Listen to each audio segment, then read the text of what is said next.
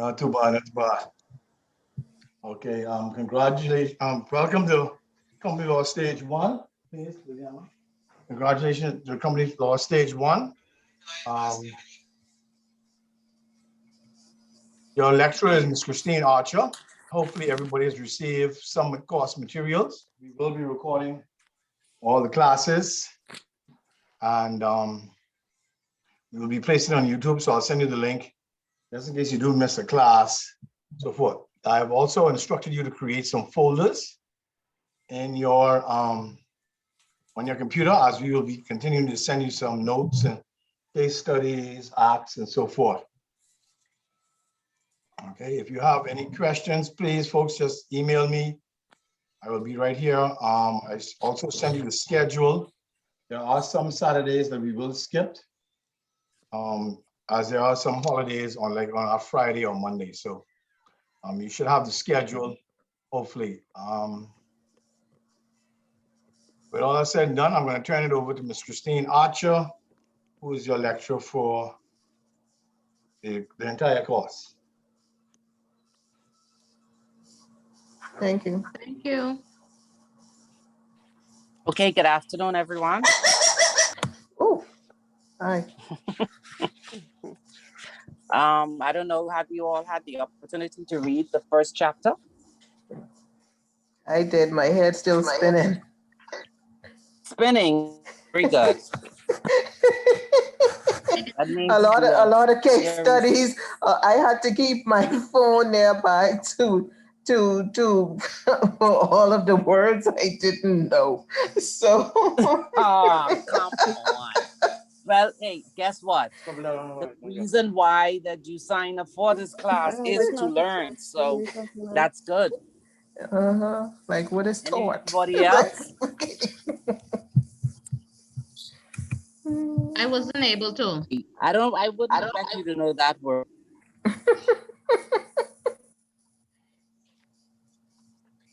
Anybody else? No, Sorry, No? Ms. Archer, was this information sent to our email? because I hadn't seen it.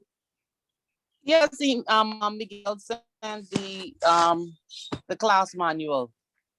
Okay, I only received 2 emails, so I'm not entirely sure what it is we were Hold supposed on, to review. let me just look.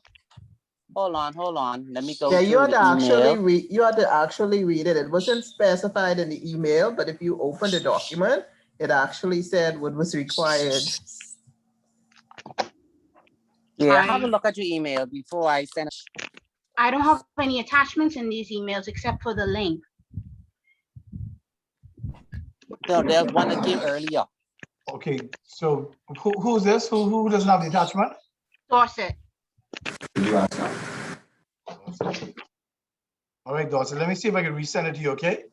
Okay. Double check the email, Miguel, just in case. Dorset, make sure, give Miguel your email. I received 3 emails from him this morning, but none of these have attachments in them.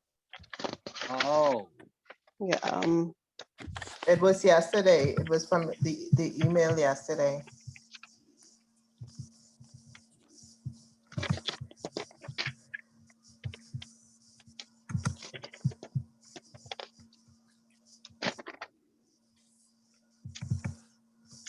I didn't receive anything either. you gotta tell me, Miguel. I'm going to resend the course materials to everyone right now, okay? Okay, And then Thank you. who don't receive it, then let him know. okay.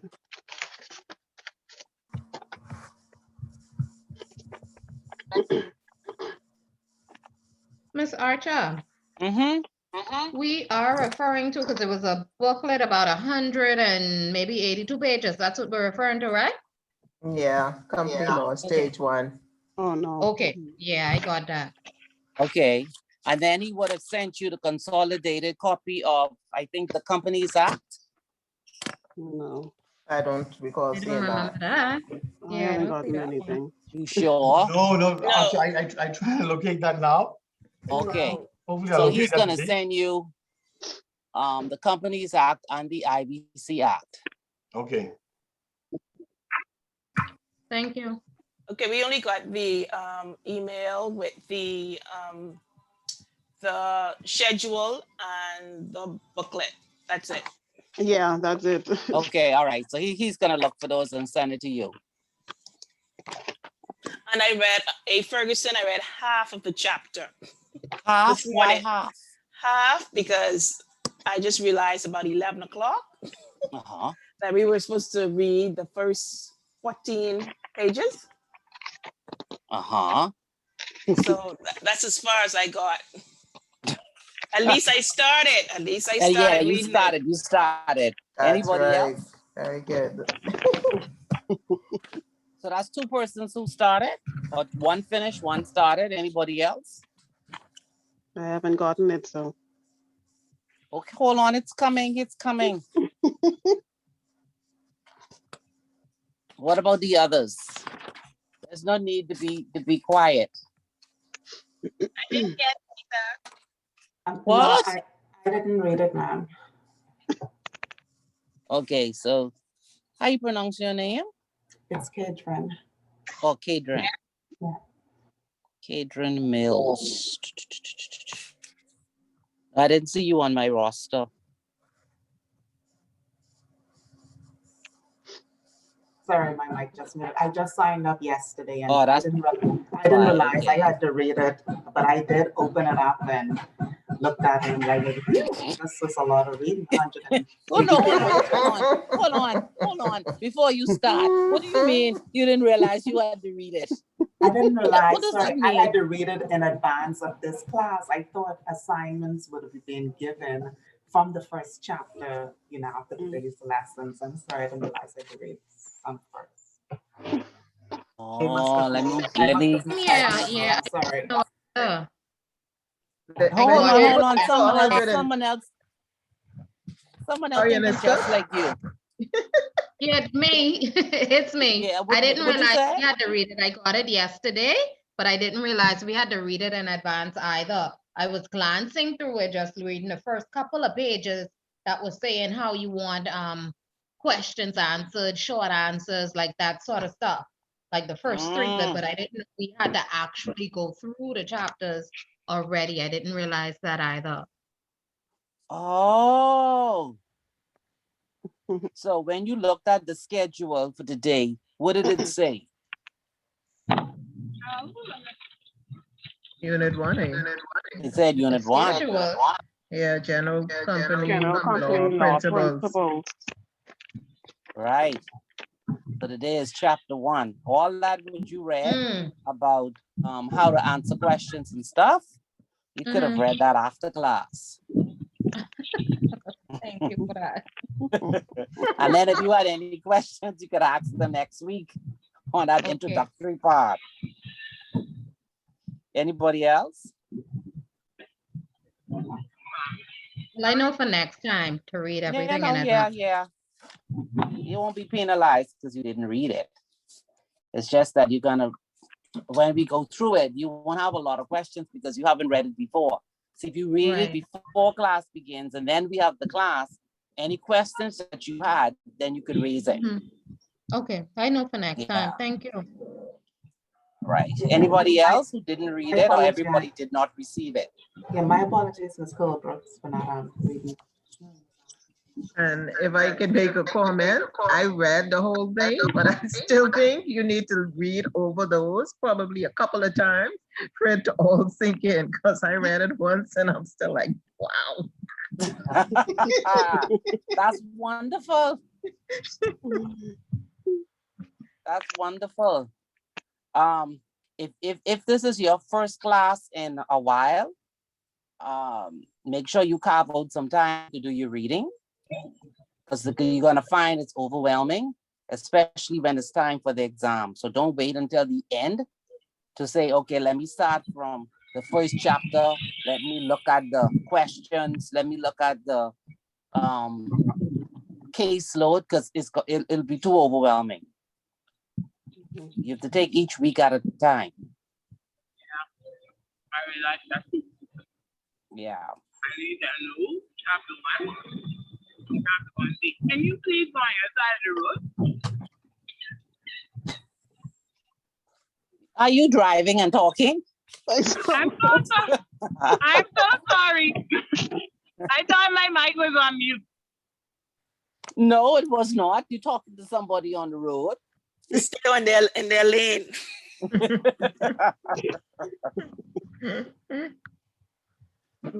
Okay, everybody, let me know when you have it. I got the email. Okay. Good on it. I heard a male voice. That's my house. Oh, because I didn't see no male on this list. No, that's fine. That's fine. That's fine. I'm not one of those picky kind. Sometimes I have kids coming on, Mommy, I'm hungry, you know. When this will be over? So, Yes, and yeah, I apologize. That was my dog making his entrance, saying hello to everybody. So that's fine. I'll try to mute as much as I can. No, that's fine. Long as he's not too loud. Sometimes my dog comes in here and says it's time when he's hungry. But at least he doesn't make any noise. He just comes and jumps in my lap. And he's a big dog. Okay, so let's get started. I try not to I don't like to stretch classes. I don't know. I know sometimes some lecturers like to go to the very end, like keep you to the end. I'll tell you what my style is. I go over the chapter. You ask questions if necessary. But what I like to encourage the class to do is you can form like little groups if you want to. And in the time that's allotted for the class, which is 12 to 3, if we finish the chapter before that, I always encourage the students to get together. You could do it over the phone. And you can split up the cases that are in the back of each chapter and start to go over the cases. So you could assign each person maybe 5 cases, 3 cases, and say, let's go over the cases. Because you're going to find when you come to next week's class, I'm going to be asking you about those cases. So since the time is already allotted, I want you to use that time. So if we finish early, that doesn't mean you jump in your car and you go to the mall. You need to stick to the regimen, and that's different from the time that you take personally to study. The course is not difficult. The course is just heavy because it's a lot of information. And you're gonna have questions. Now, if you notice on the schedule, there's something called a capstone. You have the schedule handy in front of you? Yeah, I saw the capstone. Okay. Again. Right. So that is due on the day of the final exam. And so what that means is I'm going to give you something like a project to do. It is done individually, and it'll be made up of a scenario or scenarios related to company law.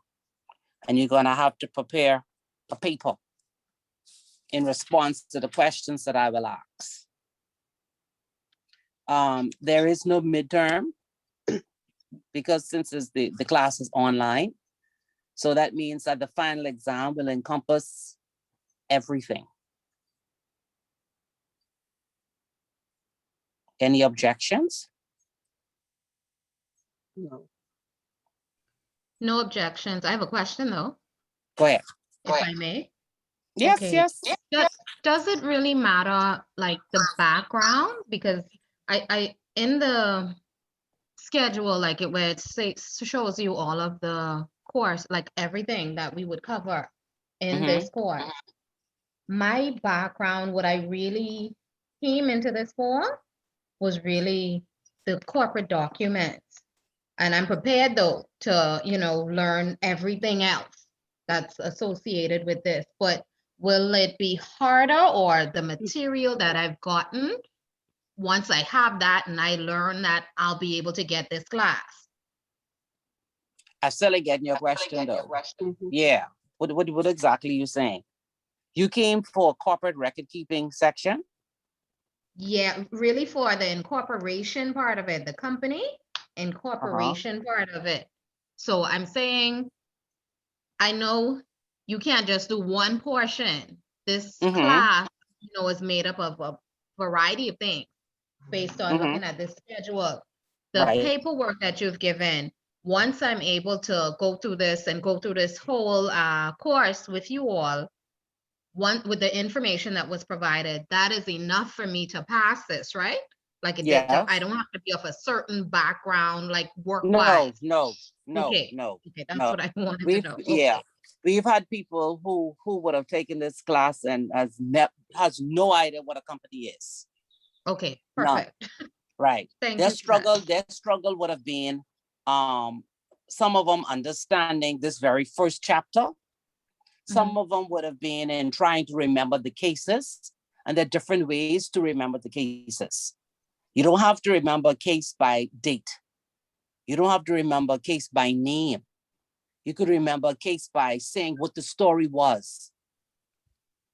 But you have to be able to say, what was the findings of the court at the end? So you don't have to say A versus B.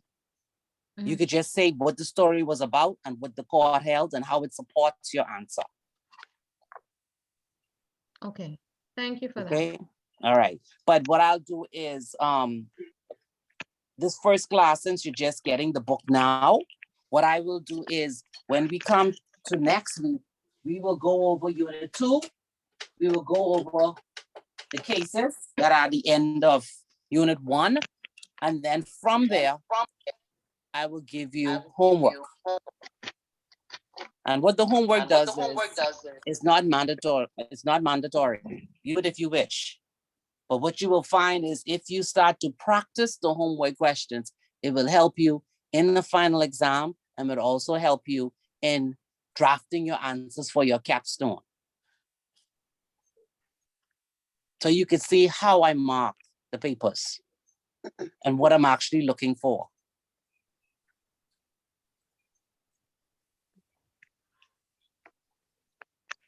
Any other just one, questions? not Go a ahead. question, but more so a comment with Mhm. regards to the fact that we're not having a midterm exam, we're just having the final exam. How will we be able to determine where we're at in terms of, whether we can completely successfully pass this course or not if we don't, have a gauge of where we're at? Okay, that's why I asked if there was an issue with not having a midterm. The last class I had, the students, they wanted a midterm. They asked for one. They said collectively, they said they cannot retain all of this information for the final exam. And Jessica said they wanted to know where they are before they take the final exam to see how much more they need to put into in terms of their self-study. So Right. that is open to you. I can give you Okay. a midterm. Not that I'm How does asking. everyone feel Not about that it? I'm asking for anything. I'm just saying. No, I I mean, I mean, can give you one. No, see, Okay, the thing about it general is, consensus rule yeah, then. because once I give you a midterm, the final exam will not contain any specific questions to those chapters.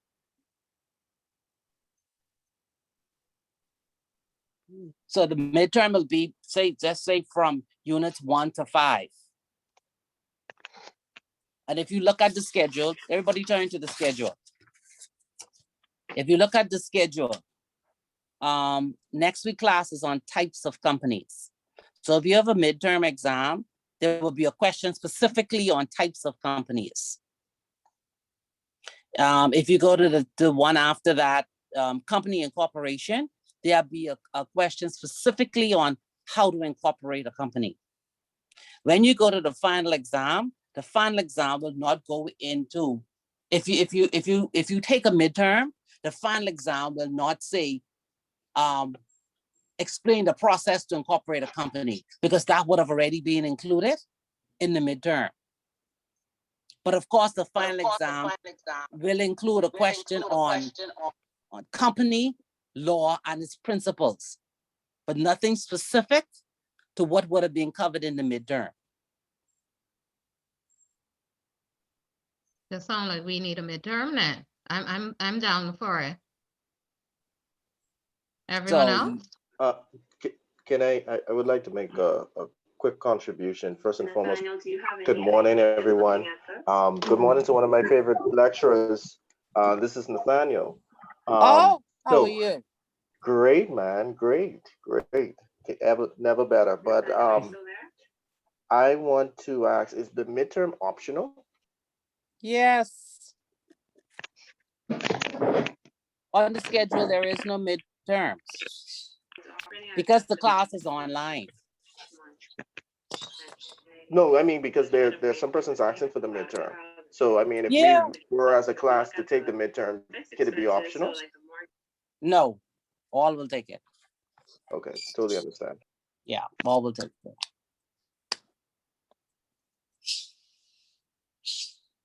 So people want some more time to think, I see.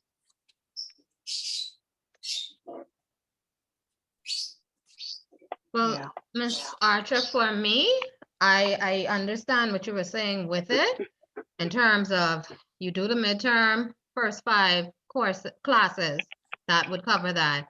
And then when we get to the final, it'll cover the remaining 5 and just the company law, something in there would be on that as well. So it Yeah, kind of breaks it up for us, which would make, rather than trying to retain everything to the end.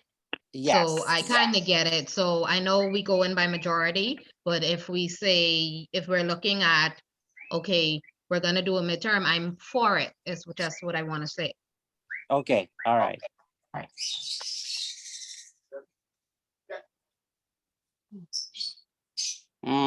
Well, Nathaniel, what do you think? You want it or you don't?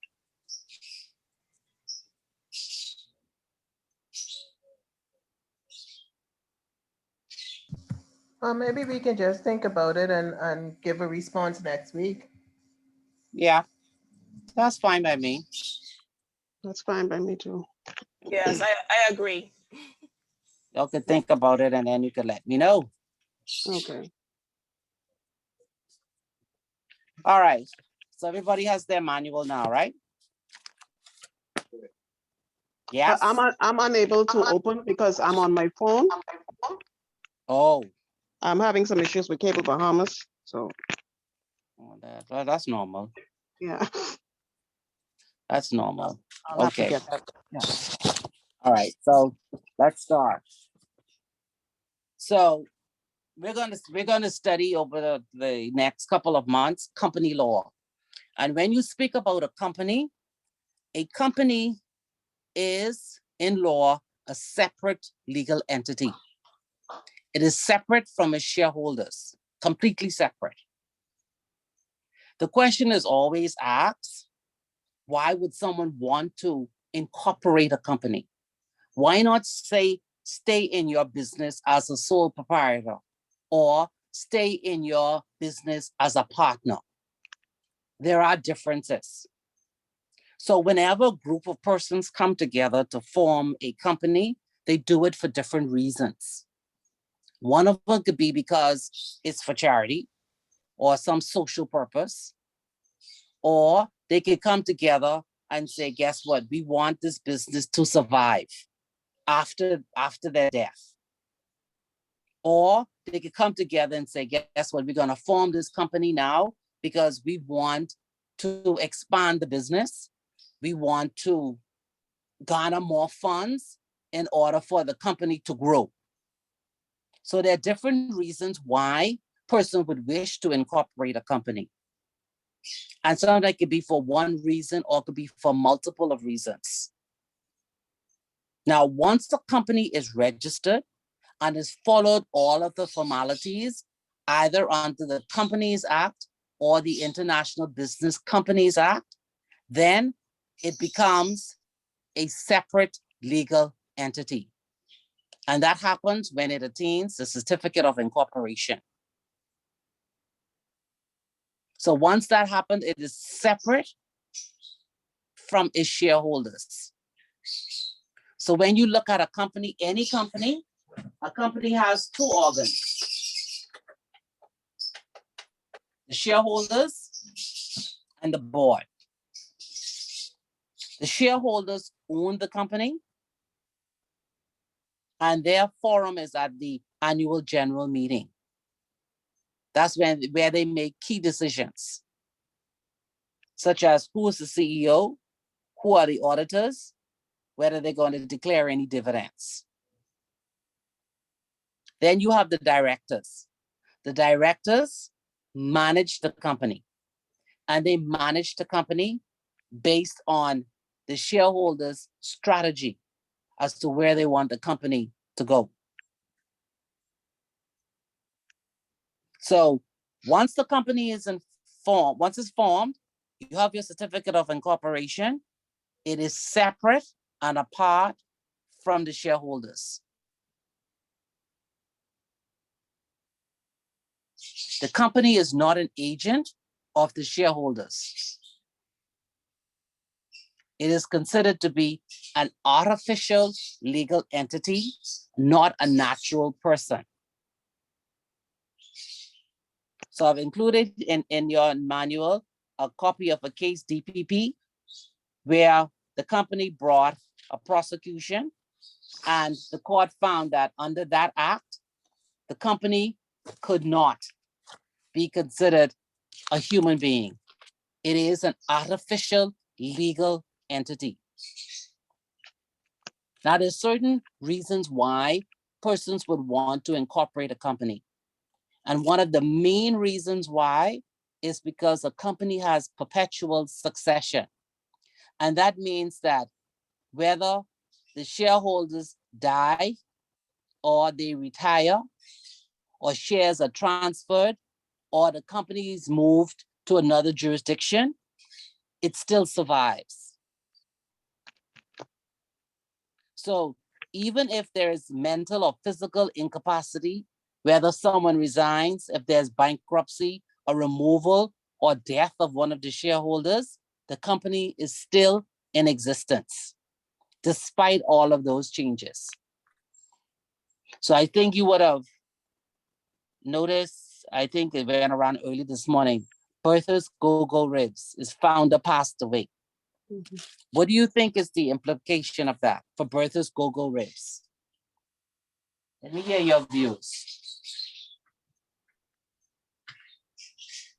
Bertha's Go-Go Ribs. This is a corporation, and Bertha is the owner. She passed away. He. Gentlemen. Oh, sorry. This is Nassau, right? Because I'm not Yeah, from in Nassau. Nassau. Sorry. Okay, sorry. So it's a corporation. He passed away. Are there any other shareholders? Is he the only shareholder? I don't know. Okay, so I would say we need to, well, they would need to find out if there are any other shareholders. I mean, the company doesn't dissolve. We would just have to find out. It'll go to the estate is what I'm thinking. And it'll go to the estate, and I guess during probate or whatever it is, they decide who gets what. Exactly. That's what I'm thinking. You're correct. If it is a company, that is the route that it will take. It depends upon whether or not he died with a will or without a will. If he died with a will, then of course it would actually stipulate who the shares will be transferred to, who is the new owner. And then you'll have to transfer the shares of the company in that person's name. If he was doing it as a trading as, what do you think is the impact of that, of his death, if it was the trading as company? Trading as in sole proprietor, trading as whatever chicken. Okay, so sole proprietor, no partners. I would say it would be finished, done. It is Dissolved. done. Correct.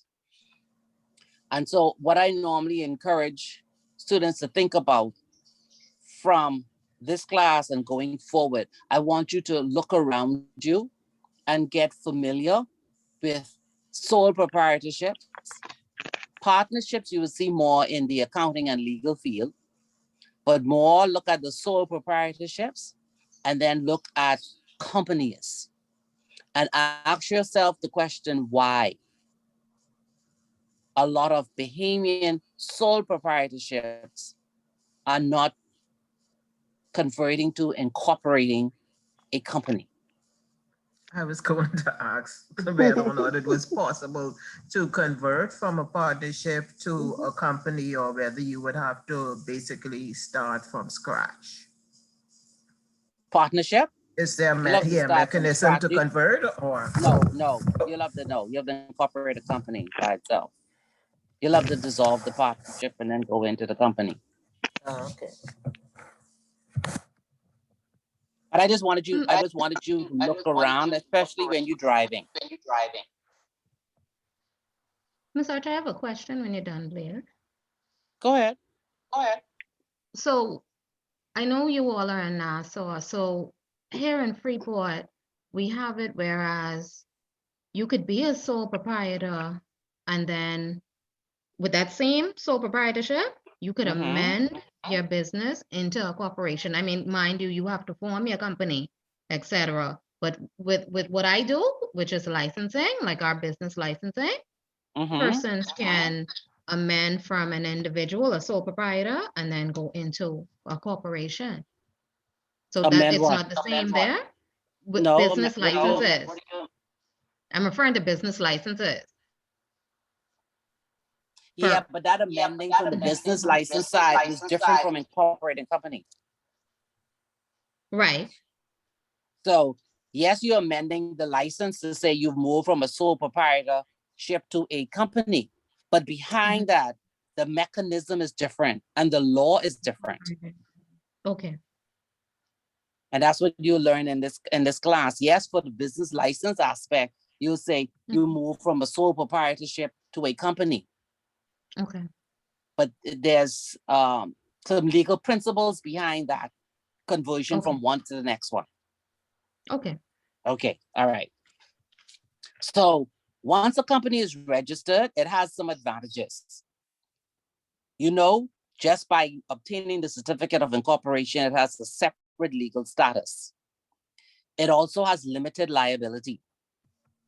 And there's a separation between ownership and management. Incorporation also brings about legal roles and responsibilities in terms of what the shareholders can do and what management can do and what directors can do.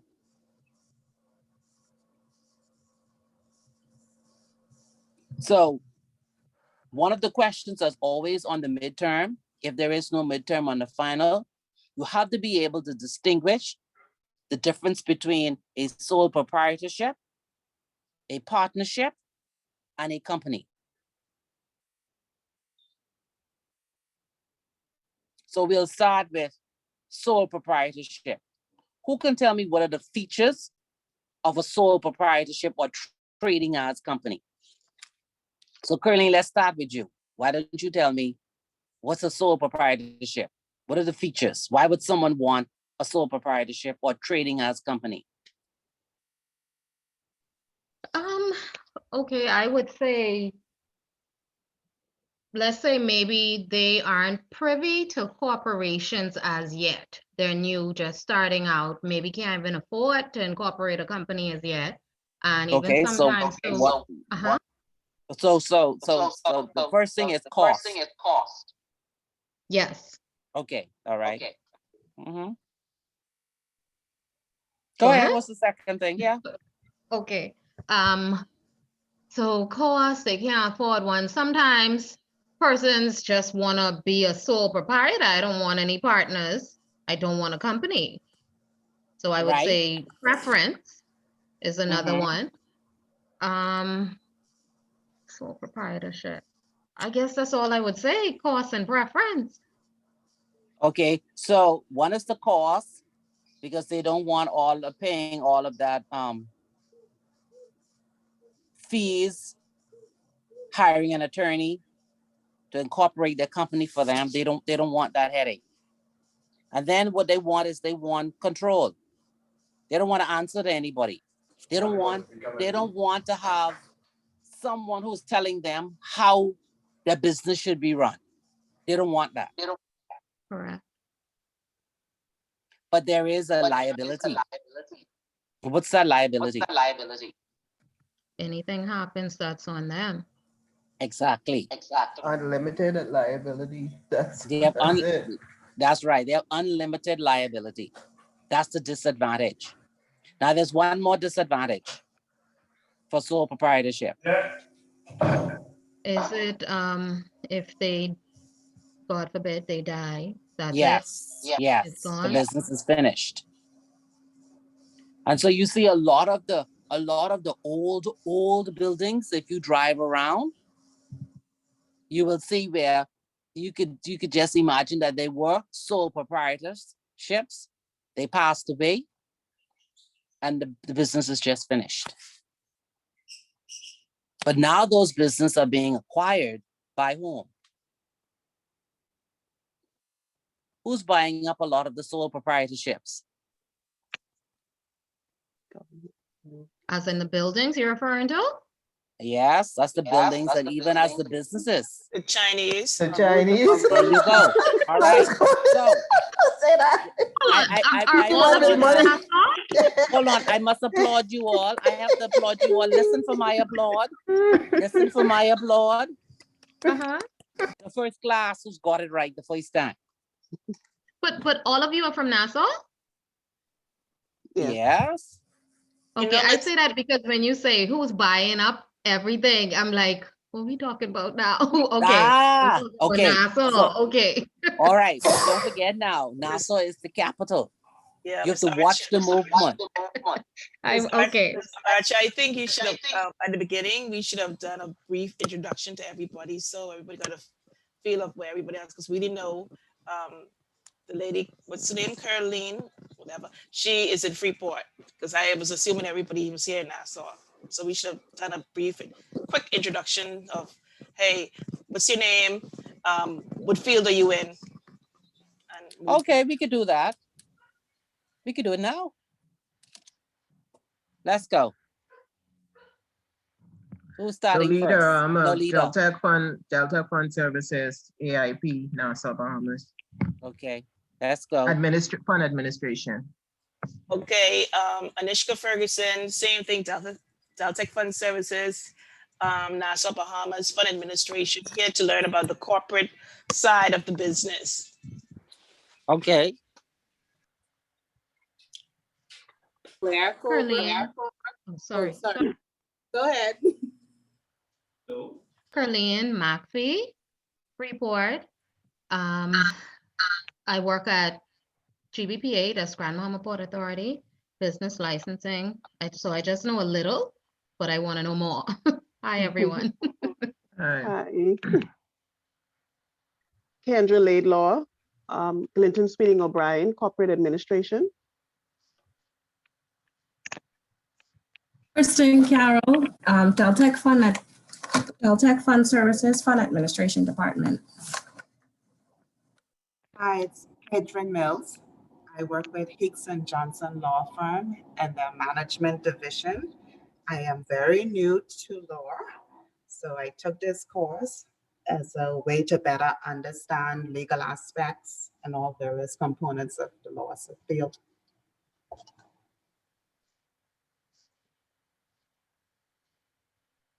JL Dorset. I'm with Clinton Sweeten O'Brien as well, corporate administration.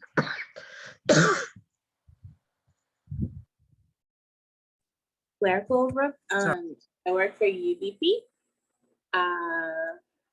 And I just wanted a better understanding of company law because I work in the administration and compliance department.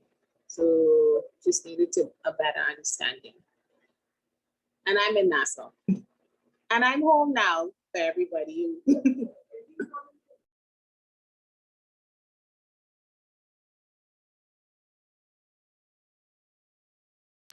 So that's everyone. Yes?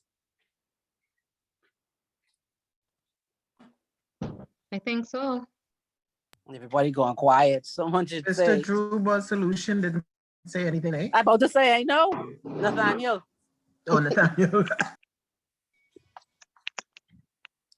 I think Nathaniel has the phone on, but he's busy doing other things. All Did- right. Did So Victoria say anything? who's Victoria? I see a Victoria at the bottom. iPhone, yeah. Who's Victoria? I don't know.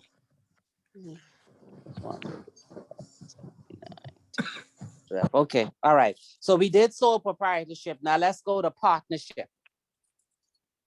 Who wants to tell me what are the features of a partnership? Sorry, what was that? The features of a partnership. We just did sole proprietorship. Now let's go to features of a partnership. I think it's similar to the sole proprietorship, except that it has multiple, more than one person. The liability is the same, unlimited liability. So I guess the cost factor could be the same thing. In a lot of cases, it may be usually family oriented, where there's a husband and wife, or siblings or something, parents and kid.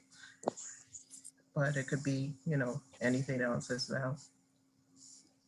And then don't forget now, in most instances, if it is an accounting or a legal firm, they would actually have a partnership agreement. Yes. Yeah. So if I were to ask you in the midterm exam, what are the advantages of incorporating a company versus the other two? Quick question, Christine. A partnership agreement, are there specific information that needs to be included in that, or is that the behest of the partners? Well, yeah, more or less certain general clauses that should be in the contract itself. That's the solution. What happens at retirement? Right, things like that. Those kind of general clauses that will cover how the partners will operate in certain instances.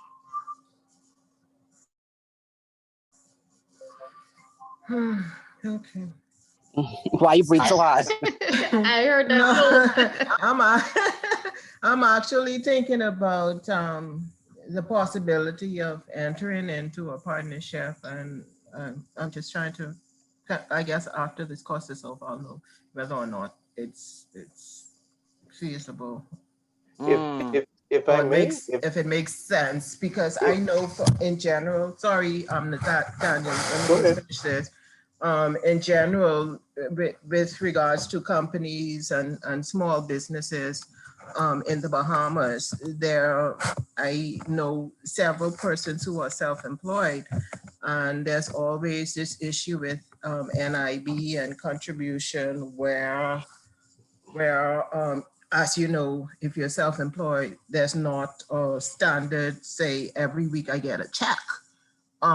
If I'm self-employed, I may or may not get paid at any given week or month. And if you create a company, you can log down into this corporate structure where there are all these responsibilities, including the NIB, that you have to, without a doubt, comply with. So from the Bahamian standpoint, I find, speaking with a lot of self-employed people, that creating a company is really like that'll be the last resort kind of thing. Costly. It's costly, but guess what? At the end of the day, when you retire, if you were making your contributions just as if you were employed by someone, don't forget now with NIB, you can always go and pay up if you miss. But what's going to happen to you when you get 65 and you have so many... I have a sister in Agras. She's self-employed. She's a dressmaker. Seasonal, of course.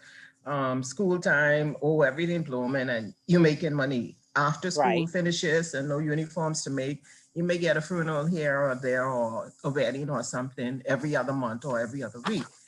And it got to the point where she missed her national insurance payment for a couple of weeks and they sent the police for her. Oh, No, That's I'm not, extreme. I mean, like, maybe because it's just an island. no. Mostly because It's that's the just- island. They don't do that in Nassau. No, they Like, don't. Yeah, No, I They're never not. heard of that what? before. She They said don't they do sent that. an APB out on her. No, Now, Wow. but did she? But at okay, most, they will take her to court, but I wouldn't, no, they yeah, don't send police. they don't send the police. That's No. the island. They do Everything send is police. happened differently on the island. And it may be, No, you know. like I think they went overboard. That was Yeah. But even that if was they take you to excessive. court, if you're not making the money, I mean, how am I That's all. expected to pay it if I No, don't but have the that's the money? beautiful thing. If you go to court, you tell them, "Hey, judge, this is how much I make, and I'm not making it." And the judge will tell them, "We'll enter into a payment plan," and that's the end of that. Exactly, and you do it just like that. Because That's see, it. because don't forget now, at the end of the day, when you get 65, when they come and you start to cry, when they tell you that the only thing you can get from NIB per month is $200 or $275 based on your contributions and your breaks in your contribution, that's a hard pill to swallow. Correct. No, I agree. Yeah. So Right. that's why I'm saying that while you are making money, like she's making uniform, I know there's a lot of other bills to come in, a lot of other things to do. But that NIB, if you intend to be around at that time, if you are around at that time, it is critical. But not only that, Ms. Archer, and this just shows that I was listening in the other classes as well. Go ahead. With the NIB, during the time that she's making money, what she should do is this. Now, this goes against what she would really make in retirement, but it gives her a whole lot more than the 270. I think they move it up to almost now 300. But it give it a little bit. It will give away more than the 300. She should first tell them, switch her payments to NIB to the minimum payment possible, right? And then in that period of time where she's making money, pay the entire year up. So the entire year would probably be somewhere around $1,200, right? So, and the reason for that is this: though we're focusing on it from the retirement standpoint, we also need to focus on this from the standpoint of industrial accident. So if she gets injured on the job as a self-employed person, and her account is not up to date, NIB is not obligated to step in and help cover any of her medical bills. And so that's another reason why, for self-employed individuals, you don't play around with that, especially when you don't have health insurance yourself, well, like a private health insurance. Right. But to your point in regards to partnership or limited company, there's pros and cons in everything. As mentioned in the example, sole proprietor pros and cons, partnership pros and cons, limited company.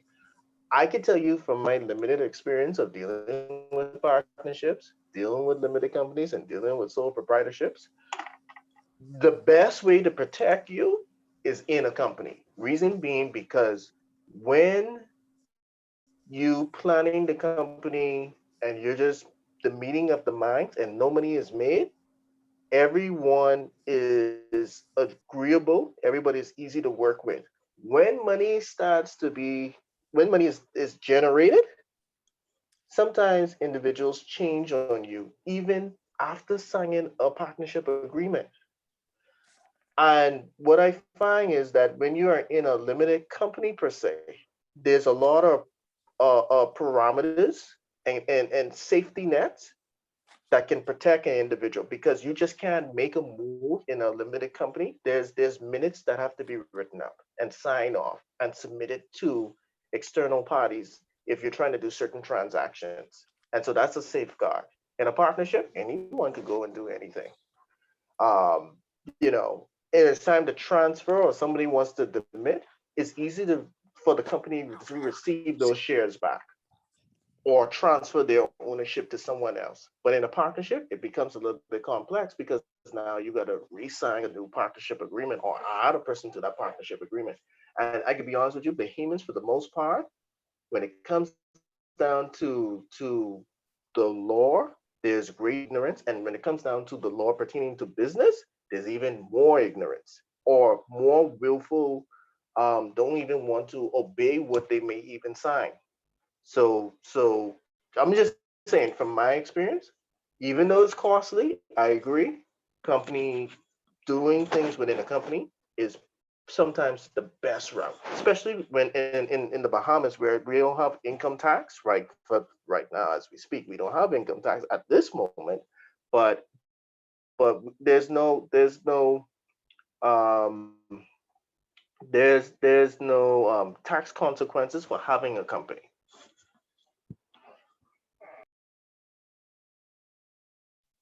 Oh, you was listening. I tried. So yeah.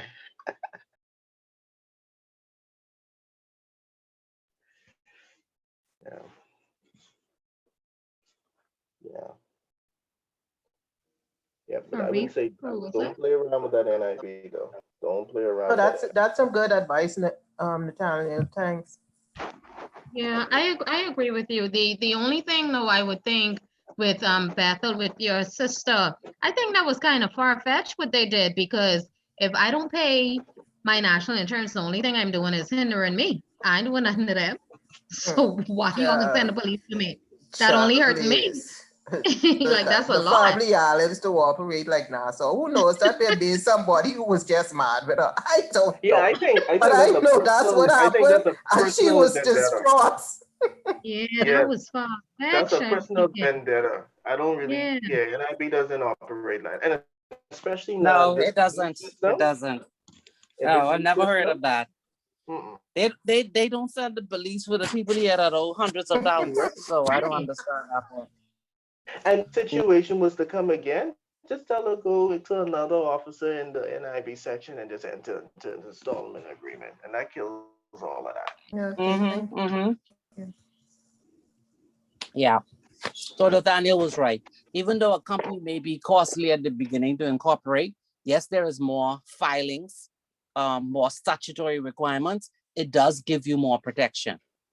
And it does, you can't have a shareholder coming and saying, guess what?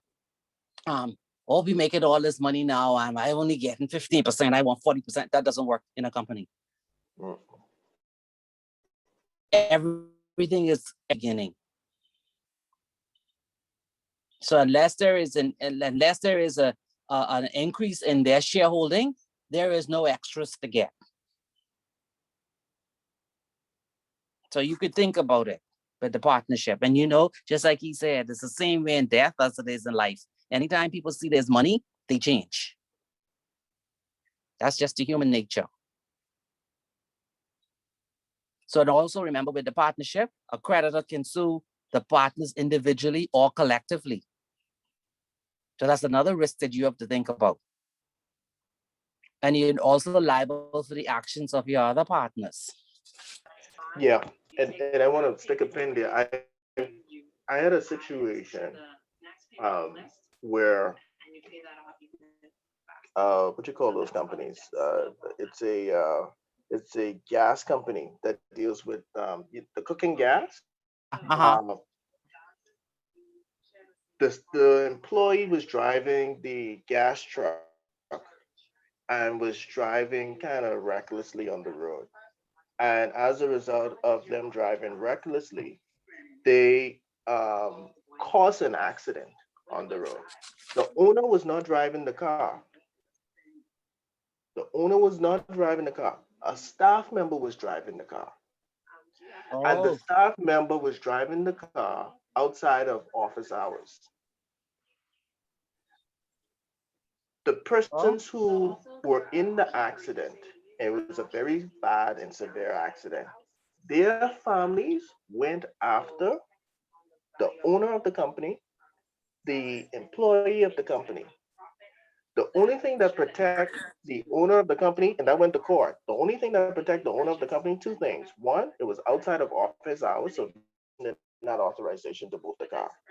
And two, the owner of the company had the company. They had the limited company. And so they were protected in regards to them going after their assets. But in regards to that employee who caused the accident, man, he became bankrupt. They went after everything. I had another scenario. Some persons working on the second homes in Eleuthera. He has a construction company. There was this expensive what you call a ceiling decorative light thing. I forget what you call that. Those things which be in the ceiling, but it's hang down. And whilst they were, yeah, chandelier. Chandelier.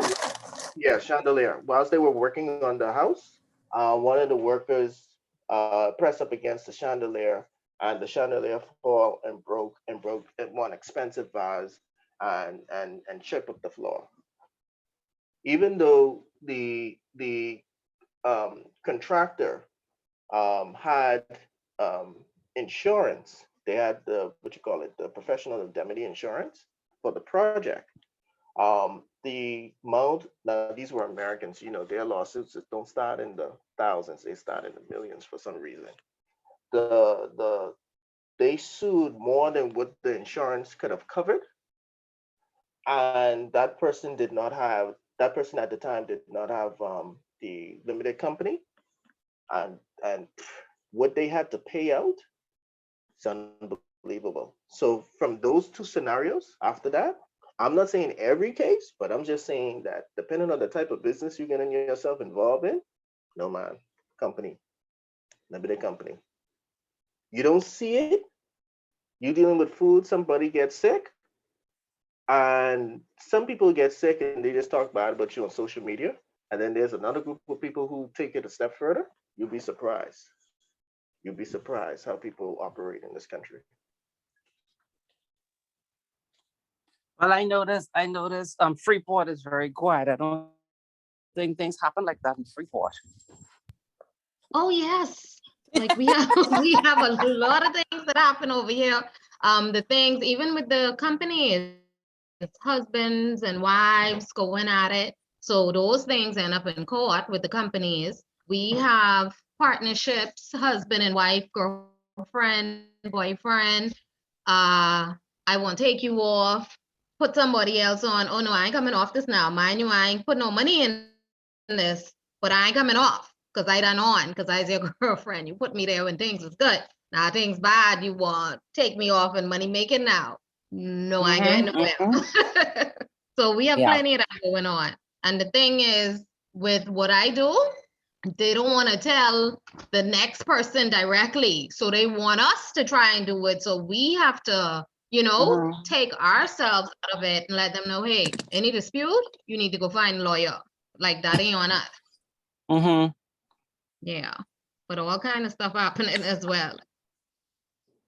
All right. So you know that once a shareholder is retiring from a company, of course, he has to find a buyer for his shares. And realize that a company can purchase its own shares. They can also issue additional shares. Yes. Nathaniel, you said something. No, I'm saying yes. No, yes. Yeah. Yeah. Okay. And they can appoint additional directors and shareholders. They can expand, they can downsize, but remember, it's always subject to the memo and arts. Whatever a company do after it is formed and it gets its certificate of incorporation, it has to follow what's in the articles. It's always subject to that. If the articles are silent, then they revert to the act. A member of a company or a shareholder is only liable based upon his contribution. And that's towards any debts. He's not liable to pay for anything himself, like a sole proprietor or a partner. So a creditor cannot sue a shareholder, nor can a creditor say that the shareholder has a debt to pay on behalf of the company.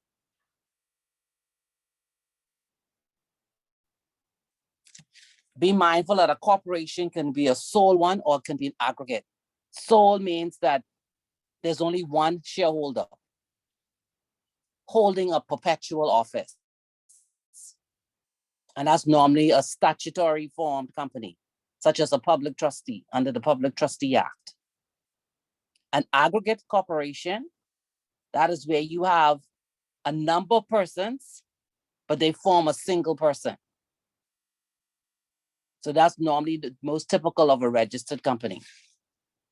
So you keep talking about this company, perpetual succession, limited liability, whether that whole concept came from. And it came from the case of Solomon versus Solomon. Now, when you go online, you're gonna see lots of little summaries of it. But because this is the case upon which company law is based, you have to read the case in its entirety so that you understand the concept of what a company is, why it is called a separate legal entity. So I'm not going to read the summary I have in here because I want you to go and read the actual case online. And then you can read the summary. So just in a nutshell, he was a sole proprietor. He incorporated a company. He subscribed to the shares, and he also had a debenture with the company. So those who read, I know you looked it up. What's the debenture?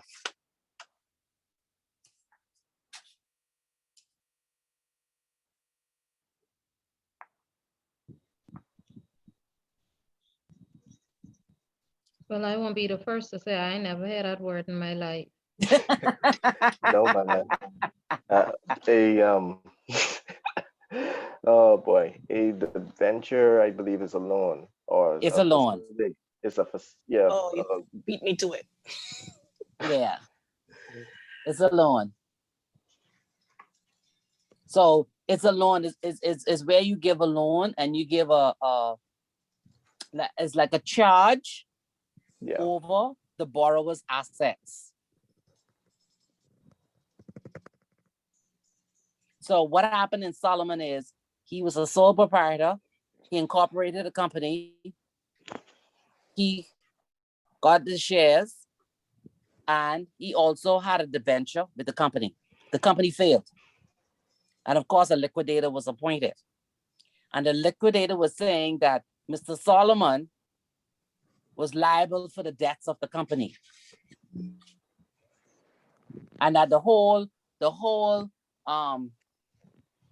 decision to form that company was fraud. That he only did it in order not to pay his creditors.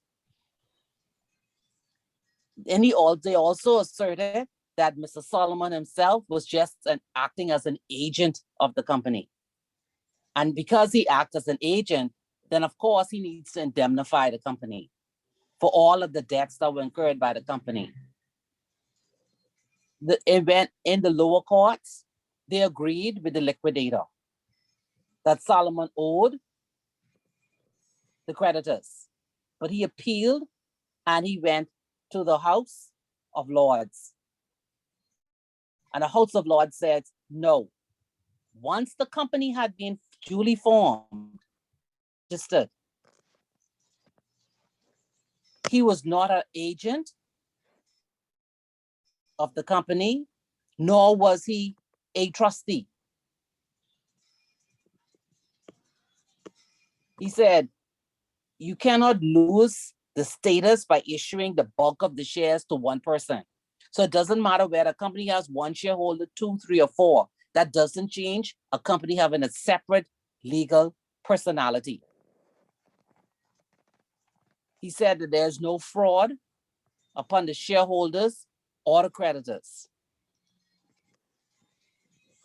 So in that instance, in that case, what the court did was they said that once a company is formed, once it is registered, this means that you have your certificate of incorporation, you have established a separate legal personality subscribers, the shareholders. So a company is not an agent of the shareholders, nor is the shareholder himself. He cannot be responsible for the debts of the company, only to the amount that he subscribed to. In the case of Macora versus Northern Assurance, it was a Excuse me, similar. Christine, I have a Go ahead. question with regards Mhm. to that. I know that case was regarding the fact that the client is the, I guess the member is separate and apart from the company with the limited liabilities attached. Mhm. The fact that they were arguing that he was that they thought the company was created fraudulently. Would that be the same or similar to them trying to pass the veil? They would have to do that, yes. Okay. Yeah. All right, Mhm. thanks. Mhm. So in Macora versus Northern Assurance, this is where Macora was the owner of some timber estate. He formed a company and then he sold the timber to the company. And what he did was he took out an insurance policy, but he didn't put the policy in the name of the company. He put it in his own personal name. There was a fire, and of course, all the timber was lost. And he wanted to bring a claim under the insurance on behalf of the company. And the court said that he cannot. Because, Question. go ahead. Like he's stealing. Why did they allow him to insure the timber that he didn't own? Wasn't the insurance company liable?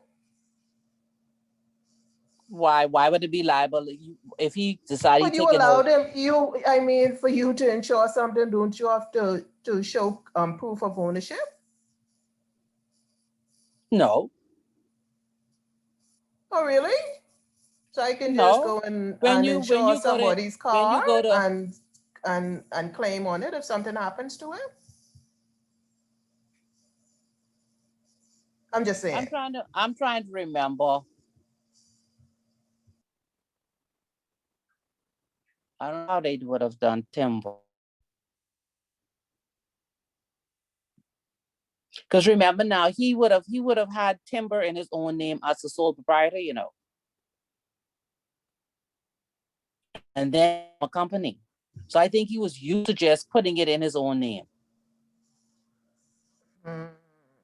No, I mean, but if you're saying it was a sole proprietorship in his name, then he formed a company. Wouldn't his But he name have sold. still been somewhere there? He sold it? Yes. Right. But what I'm saying is, it's probably something that he always did.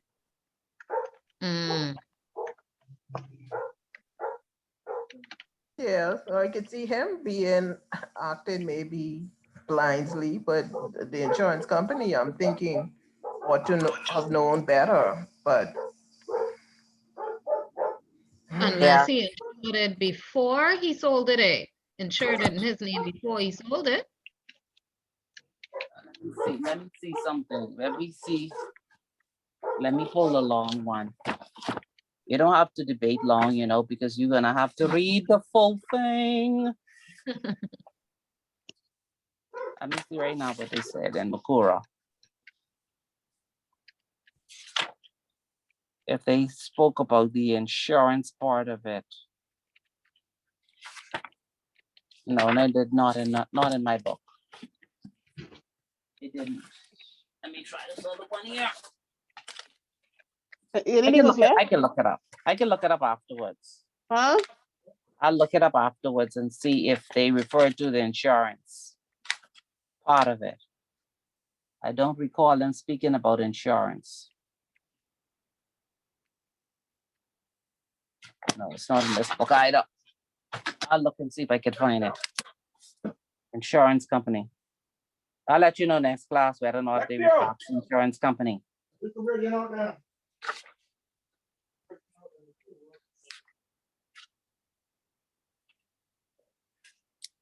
So in the case of Lee and Lee, anyone read that one? where the husband formed a company. And the company did contracts for spraying crops from the air in the plane. And the Yeah, I read that. yeah, the shareholder was killed doing one of those spraying things. And his wife brought a claim under the compensation, saying that her husband was an employee. And the argument was that he was not an employee of the company. Yeah, because he actually owned a was large percentage He of owned the it. company. because he owned it. But they said Exactly. that based upon the actions that he did, all of it, the spraying that he did was carrying out the contract on behalf of the company, which means that he was an employee.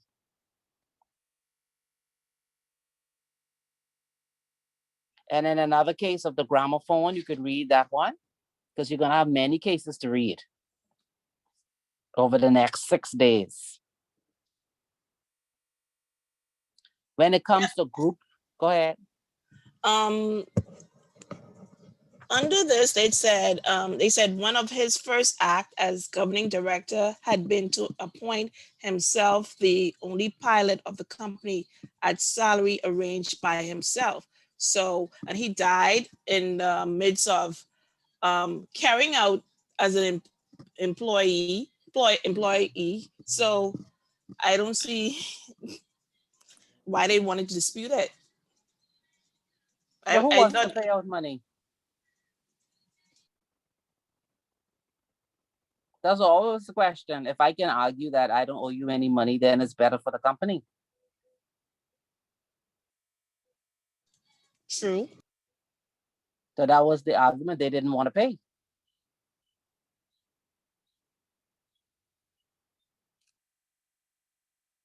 But they had to prove that he's actually whatever he was doing it on behalf of the company.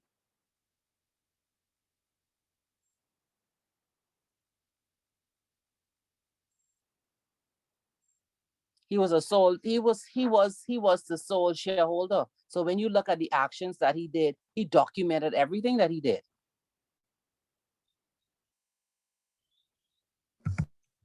I was a smart man.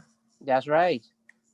Not Documented everything. not many owners documented stuff. Exactly, but he documented his whole relationship.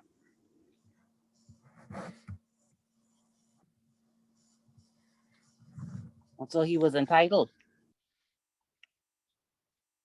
When it comes to group companies, each subsidiary is separate and distinct from its parent. A subsidiary is not an agent of the parent company. So a company can negotiate, it can enter into contracts with third parties, it can sue, and it also can be sued. Any debts, any obligations and liabilities of the company are those of the company itself. And they cannot be legally conferred or resolved by its shareholders. If there are any wrongs committed against the company is the proper plaintiff in the legal action against the wrongdoer. The shareholders have no legal right to sue any wrongdoer for any personal action or any personal claim in contract, tort, or any criminal action. They are separate and distinct from the company. Only the company can enforce its legal rights against a wrongdoer. And you normally would see that kind of action from shareholders who don't understand their role. That the company is a separate legal entity. Now, there are two exceptions to that rule. That a company is distinct and not the agent of its shareholders. And that's one, where the courts, based on facts, determine that there is an agency relationship between the company and its shareholders. And secondly, when the courts declare that the structure is a mere facade. And when they say it's a mere facade, it means that the court then will go behind the corporate structure to actually look to see who are the shareholders to make them accountable for the liability. So a parent company is a company which owns sufficient shares in its subsidiary. So most of the companies here that are subsidiary, the parent in most instances own 99%, 1% in a nominee capacity.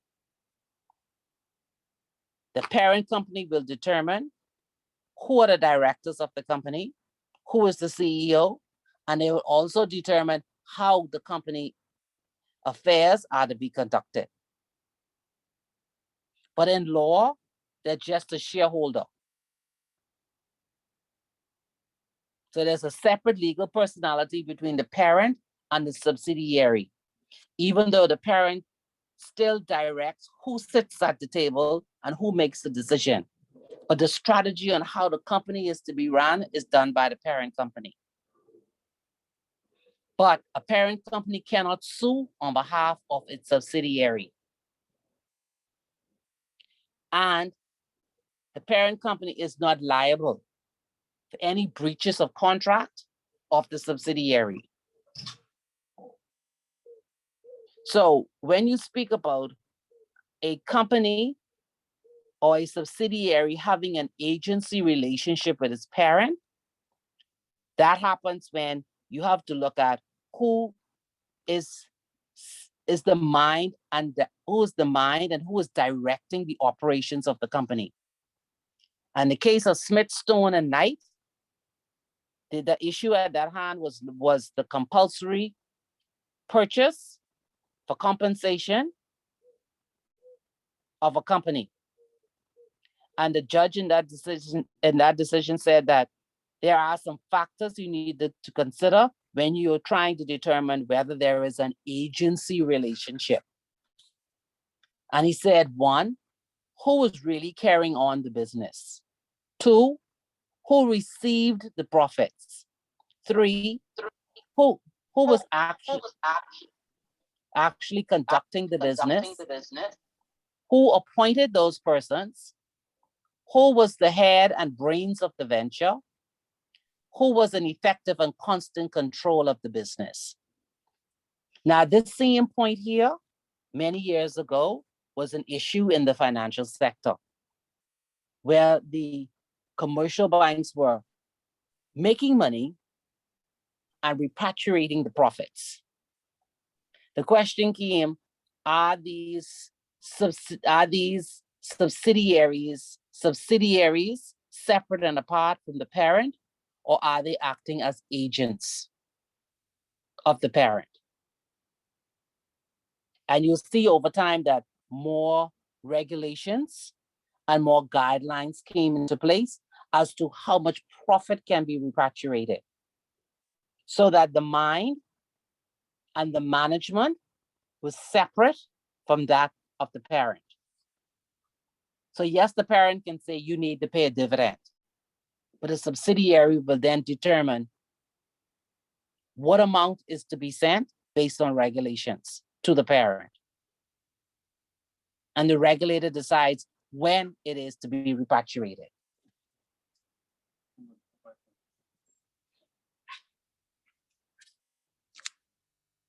So the court held in that case that the arrangement between the parent and the subsidiary was that the business and the profit belonged as a matter of law to the parent.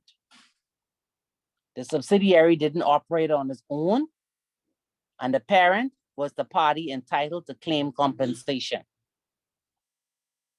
So I have some other cases at the back of the chapter that you can read that speaks about agency relationship. Now, the second instance where you talk about the exception to the Solomon principle is when the courts would, what we call, pierce the corporate veil or lift the corporate veil, which means go behind the company's separate legal personality. And when you start to read your cases over next week, you're going to see where the courts would have pierced the veil in different circumstances. We're going to discuss those next week because I'm going to give you the time to read them. But you'll notice that in here, I have a case called Press versus Petrodel. I need you to read that case because we're going to discuss that after we look at all the cases prior to where the court would have pierced the corporate veil. And in this case of Press, the court says that piercing the corporate veil is not something that a court should automatically do. The court has to go not behind, but the court needs to determine, is there another route that we can take? They suggest the establishment of creating a company in law through the case of Solomon versus Solomon should not be easily accepted that you can pierce that corporate veil. They say that is a doctrine that should be kept sacrosanct, which means that you should not at every instant find a reason to go behind that separate legal personality. So I want you to read that case after you finish looking at all the other cases. Like I said at the beginning, you can split the cases up between yourselves. And so you can share what in each instance, why the court pierced the veil. And then I need you to read this case of Press versus Petrodel to see how the court took a different approach in making a decision and coming to an equitable position as to the disposition of the assets. So the courts will always lift the corporate veil where, in their mind, the corporate form is being used as a sham or to evade a company's existing liabilities or is trying to defeat the law. So it's a concept where the rights and duties of a company, which are in principle the responsibilities of the company, becomes the rights and the duties of the shareholders. So that's the only time when the shareholders become liable, when the courts decide to pierce the corporate veil. And they could do that in different circumstances. One, if the whole group of companies can be determined to be a single economic unit, or there is an agency relationship, and that agency relationship is based upon the factors that were determined in the case of Smith, Stone, and Knight, or there's an evasion of limitation imposed by conduct by law, and you're going to read Jones and Lipman, and you're also going to read Guilford, or there's the right for third parties.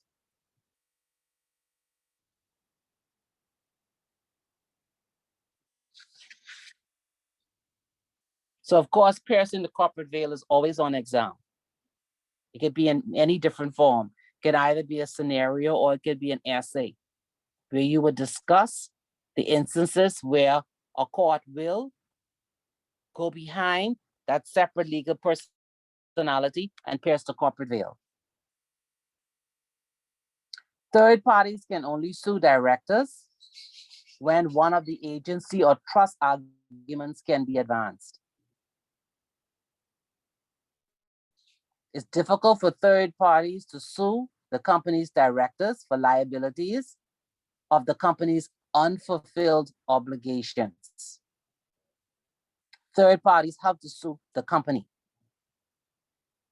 And remember too, that the director's liability is not limited as the members. Director's liability is normally covered under the director's liabilities professional insurance. So directors have a duty of care to the company, And the company can sue the directors for any wrongs they have committed against the company. Anything that is recovered from any wrong against the company, it accrues to the company, not to the individual shareholders. And be mindful that a director's liability for corporate losses is not strict. It is a liability for wrongs committed against the company, such as negligence and breaches. So because based on the Solomon principle, a company is a separate legal entity, any assets that a company owns belongs to the company. The shareholders does not own the assets of the company, nor does the company hold the assets on trust for the shareholders. The shareholders of a company have no legal nor equitable interest in the properties of the company. Shareholders cannot insure the property of a company because they have no legal and equitable interests in the assets of the company. So who can tell me what exactly does the shareholder have in the company?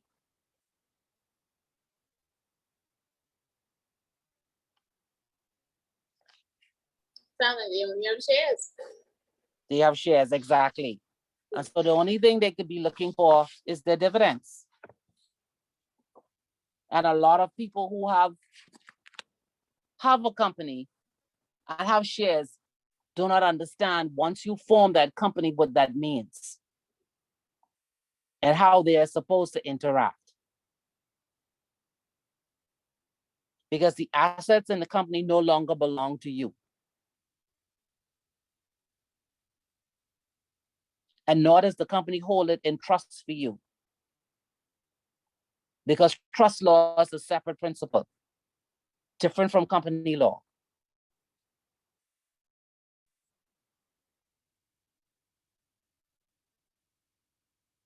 So because a company is an artificial legal entity, it can sue and be sued. So that means that it exposes itself to both civil and criminal liability. So a company can enter into contracts. And normally, who signs contracts on behalf of a company? Who would sign contracts? Directors. Directors or persons who are giving signing authority. Right.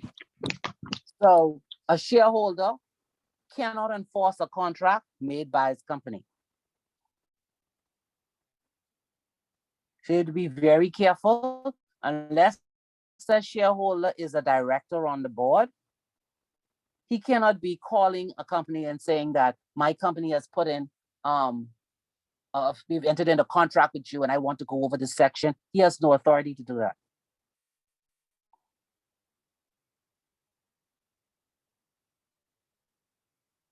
A shareholder is neither a party to the contract and nor is he entitled to benefit under that contract.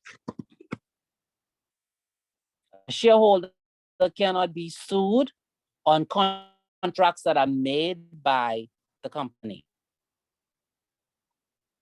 Nor could a court compel a shareholder to vote at a general meeting to ensure that his company will fulfill its contractual obligations. They are separate and apart.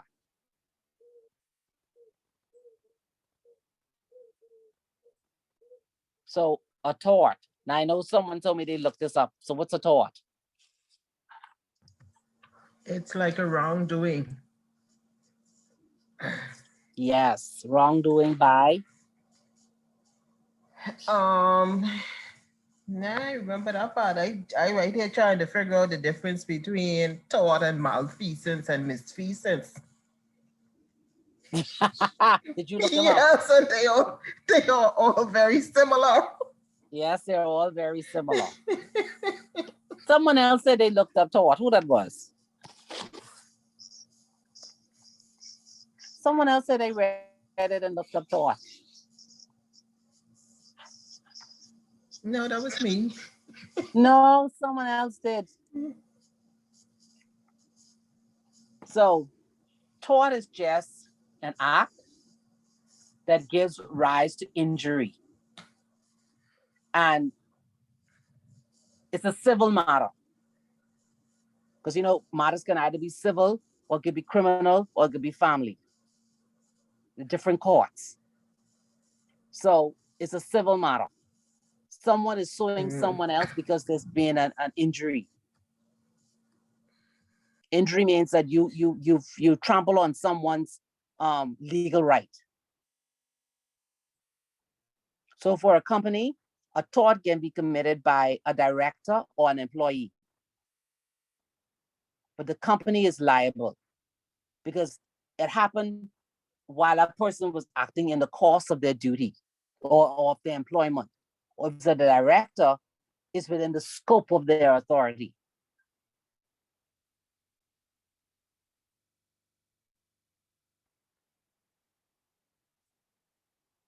So as long as a director is acting within the scope of his authority,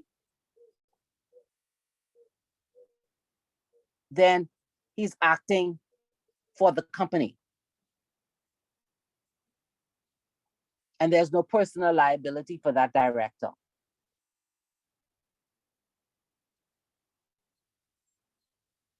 So when you read the case of Lloyd versus Grace, you will have a better understanding of when a company commits a tort. So it said in the case of the general rule that the principal is liable to third parties in a civil suit if there is fraud, deceit, concealment, because all of these things have to be done by a person who's acting on behalf of a company. And is whether or not that person participated in it, or they knew of the misconduct, or even if they disapproved of it. So even though the principal is liable for the tort and the negligence of his agents, and the principal being the bank, or the company, or the food store, you have to understand the doctrine has limitations.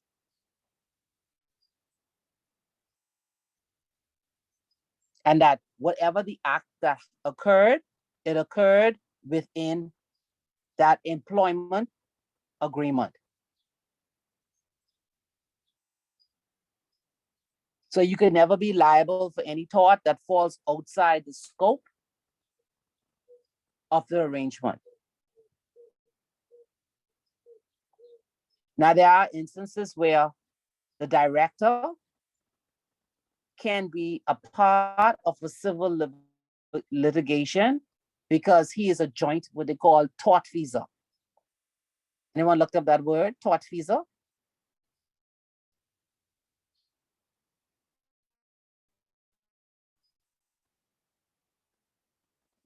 Not outside the scope of his authority. So this is where he has done wrongful act. So yes, he's on.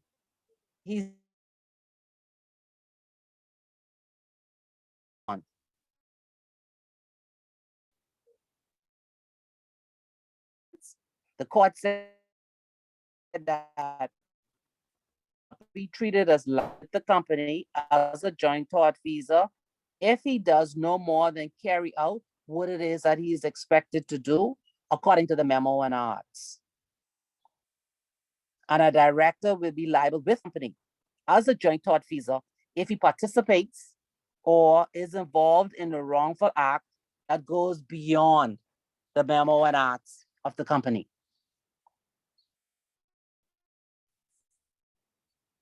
And of course, a director, he can be liable if he commits the tort by himself. I want you to read the case of Standard Chartered Bank versus Pakistan.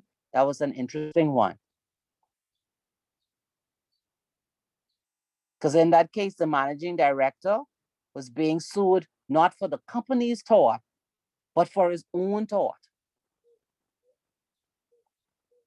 Because he had committed fraud.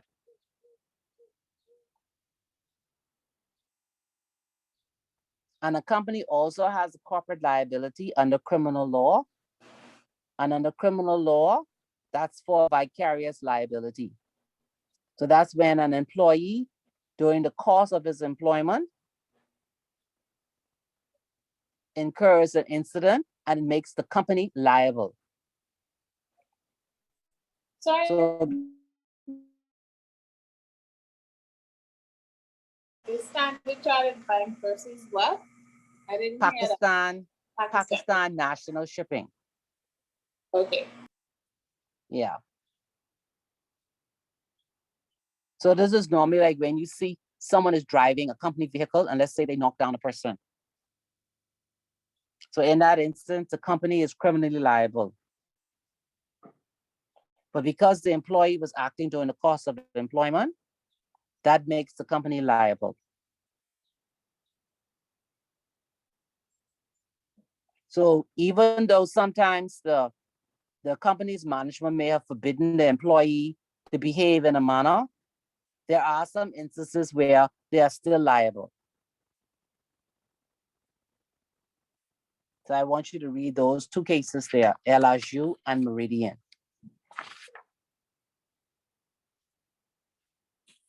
So now, only one person is on their phone, correct? Everybody has access to a computer? Yes, I'm on my phone. Okay, so you can't look up anything. No.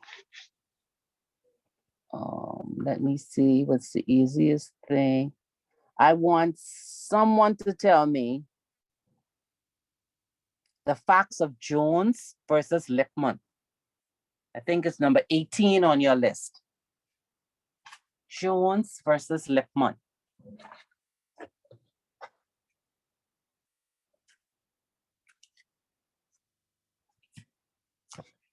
It should be on the internet.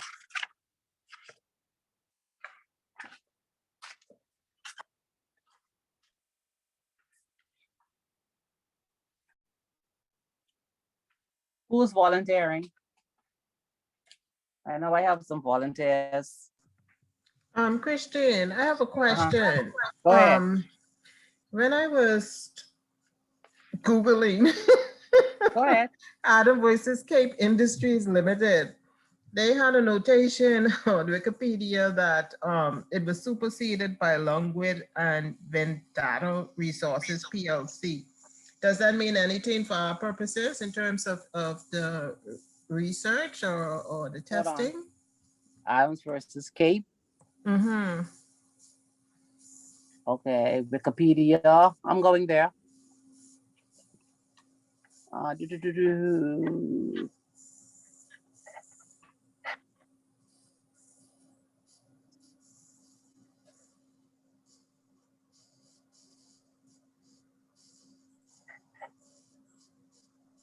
It said superseded by LUNGOWE versus VEDANTA.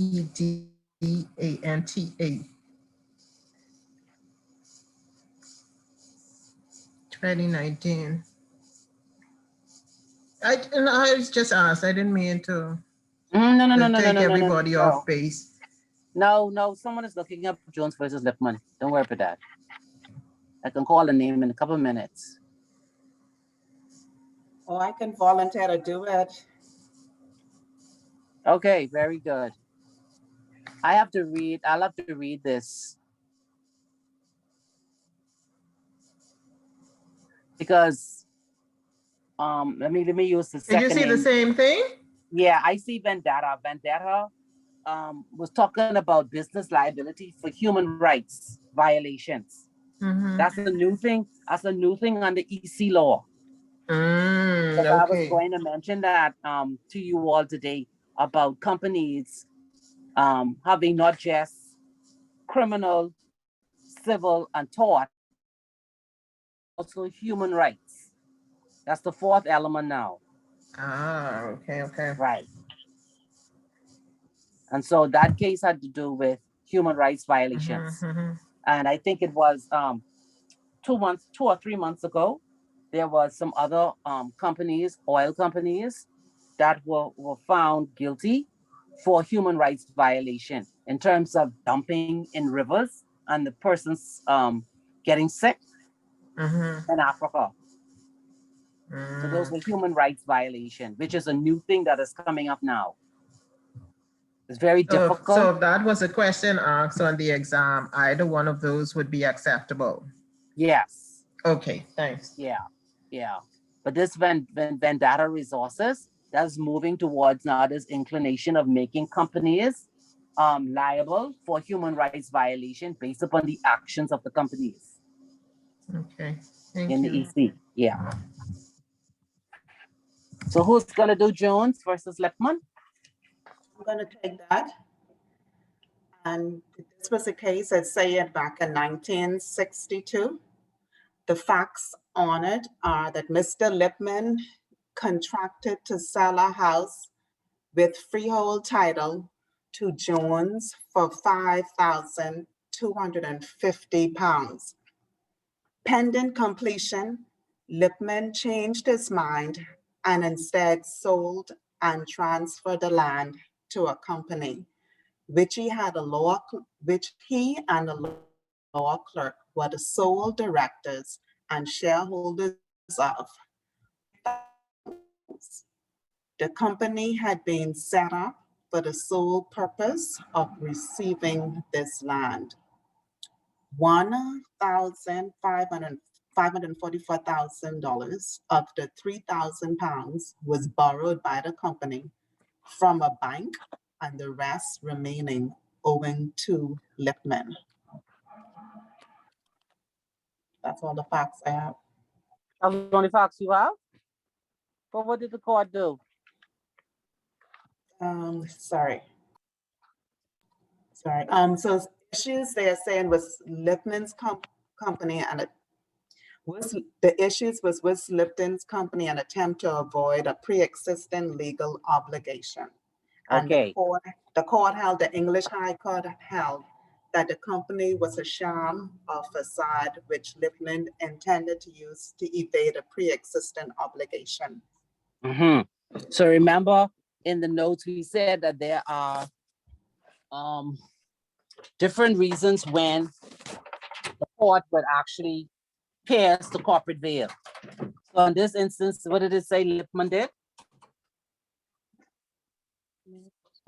It pierced the As a veil. criminal, he tried to sell the same property twice. Himself. Right on his law clerk. All right. So someone look up Guildford.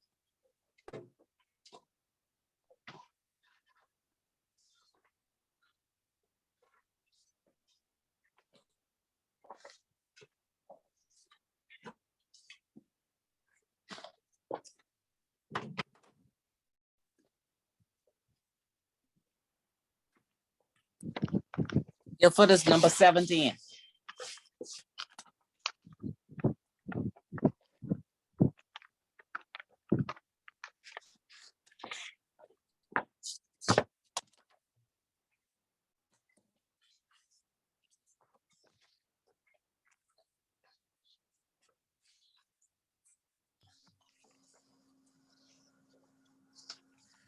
They said Mr. Holmes was, this is what, Guildford versus Horn?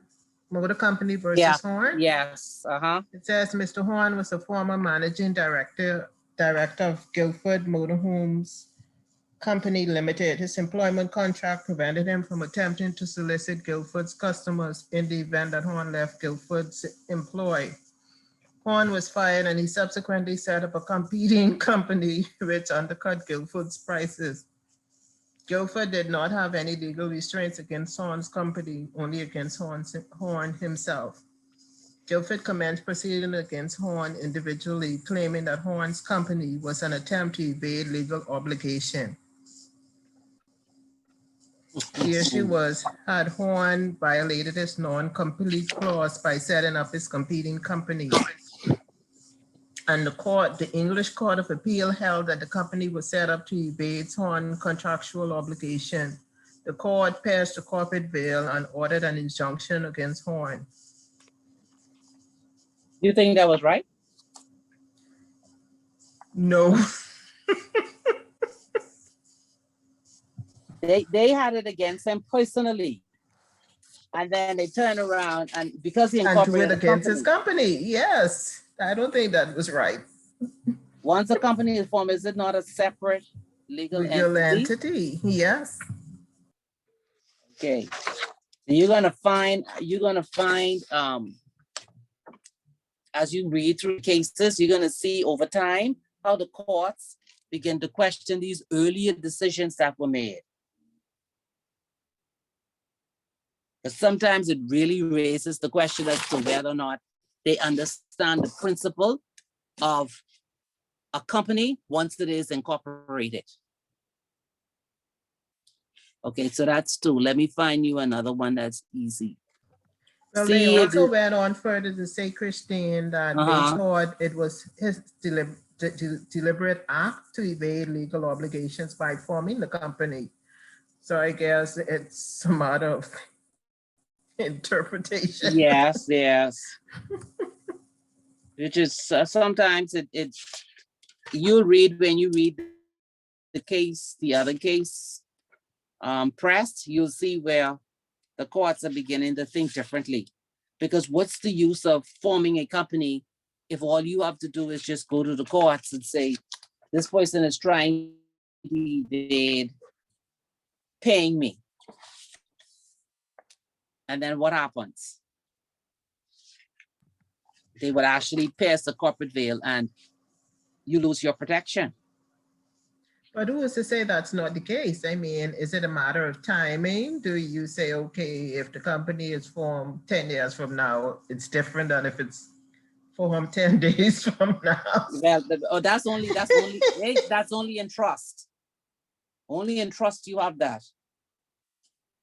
Under the Fraudulent Disposition Act, saying that, okay, you form a trust, and long as no creditors come within a certain period of time, then of course, you're free to go, but not when it comes to company. Not when it comes to company. All right, so I need you all to start going through these cases. I could pick a few more, but I have a question I need you all to answer for me. I notice everybody is kind of quiet. Why is that? Too quiet.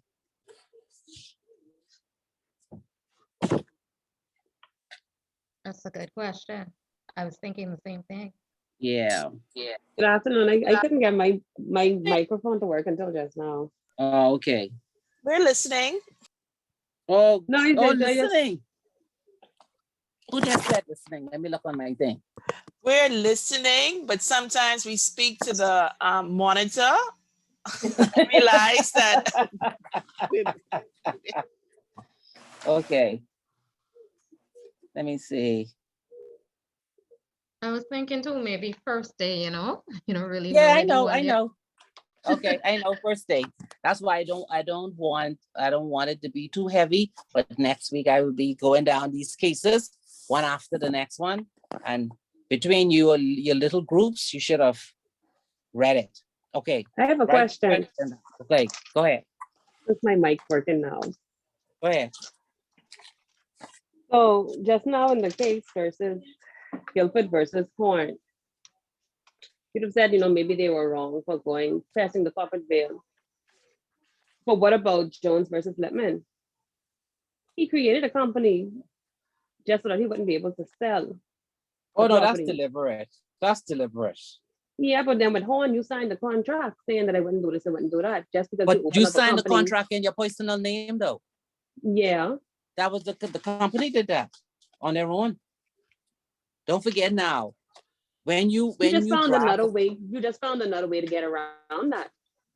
But was it legally wrong? It wasn't. You see, no, that's all. You think on that one. I can think on that one. Think on that one, right? That's a two-way right there. Okay. I'll think I of have a them back. question. Okay, come back. I'm just saying, Yeah, that's morally wrong. It's not yes, legally yes, wrong. but it, right, but was it legally wrong? You No, signed the right, you signed the contract and you put my personal name. I formed the company. Anyhow, I have a question. Right, Philip, who is in the process of forming a company. Philip, who is in the process of forming a company, wishes to avoid personal liability. Wishes to avoid personal liability upon any contracts,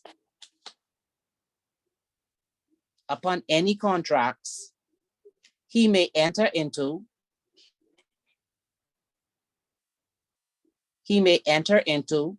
on behalf of the proposed company. Advise Philip. I can repeat it. Philip, who is in the process of forming a company, wishes to avoid personal liability upon any contracts he may enter into on behalf of the proposed company. Advise Philip. How would you answer that? well, isn't that the whole purpose of setting up the company? So that he doesn't have personal liability, but he would have to be a director, eh? Or shareholder. Well, Yeah, just Yeah. shareholder, because the directors can be sued. yeah, but they have course. indemnity insurance. So it wouldn't be his personal liability. But don't forget now, indemnity Yeah, but that insurance is not a indemnity, blanket insurance, you know. right?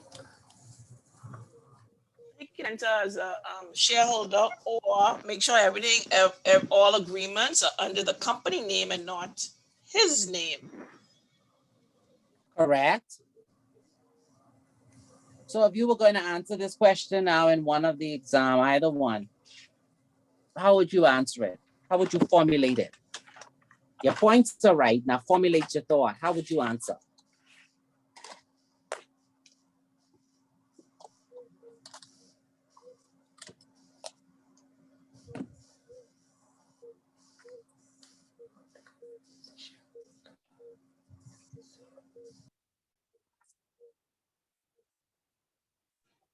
So this would be a case where you first start off with the Solomon versus Solomon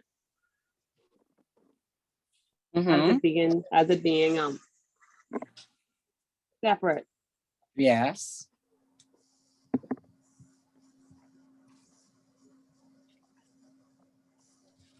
And then what?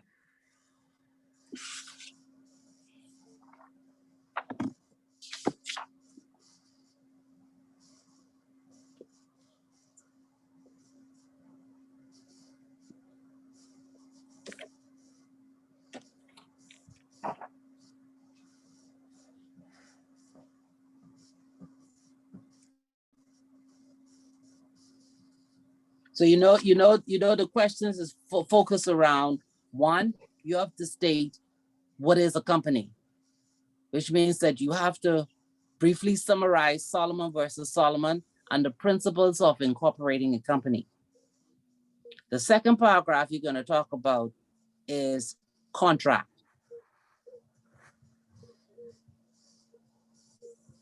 When a company enters into a contract, where does the liability lie? And then third, you're going to have to speak about Philip himself. What role would he have to play in order to get that protection that he's looking for?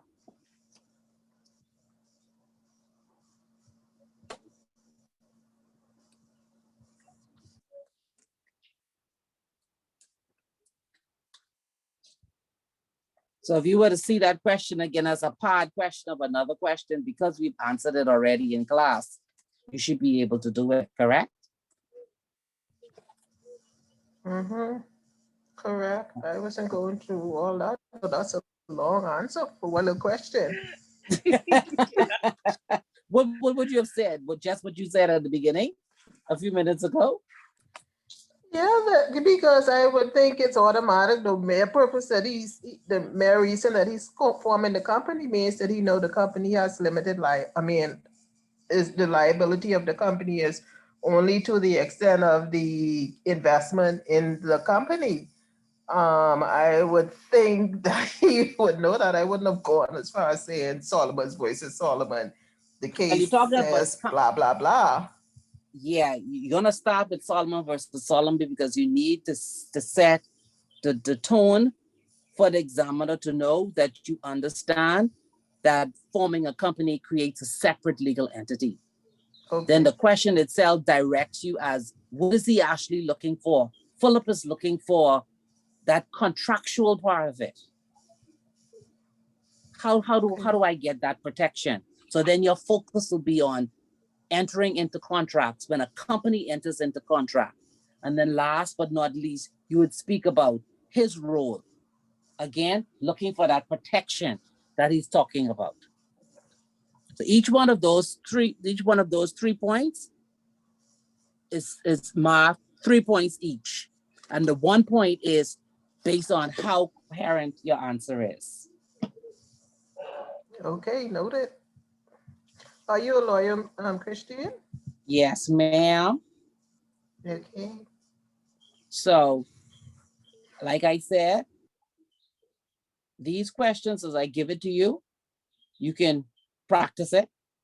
You can email it to me to see if it's right, if you've put your thoughts together coherently, and it helps you in terms of writing the final exam or the final and the midterm if you decide to have a midterm.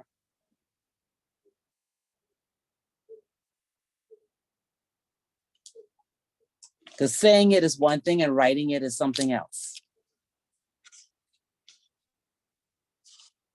So everybody has that one.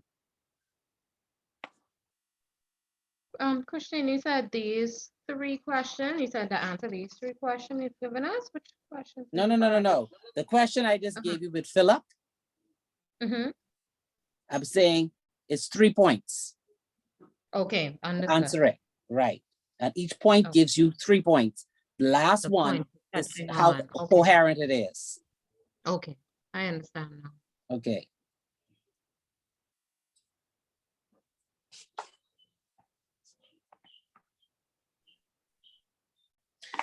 Next question.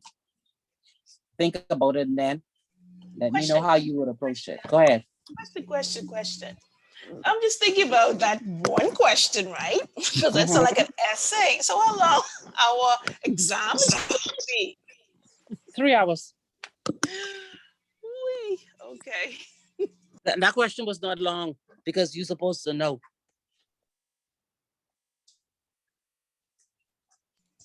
Some of us are long-winded. So. No, and some of us are not. Exactly. No, that was not a lot. Okay, let's look at it. If you've read Solomon versus Solomon, right? In its entirety. There's a summary on the internet, there's a summary in your book. By the time you write your exam, you should know what's the salient points you need to demonstrate that you know what the case is about. 1, you're gonna say he was a sole proprietor. 2, he incorporated a company. 3, he was the shareholder, the majority shareholder. Then you're gonna say what the liquidator, when he went to the court to say that he was just trying to avoid not paying his creditors, he appealed, and then the ruling came that once that company was incorporated and he received his registration, his certificate of incorporation, it was a separate legal entity. So that demonstrated to the examiner that you understand the difference between being a sole proprietor and forming a company. Yeah, but that's not what the question was. The question says advice to a person who's trying to form a company. Exactly. If the question So- had said to me, explain the concept behind Solomon versus Solomon, then I may have gone to all of that. But when you write that, you've already shown to the examiner that the question that he's asking about his contract, you've already shown the examiner that if a company enters into a contract,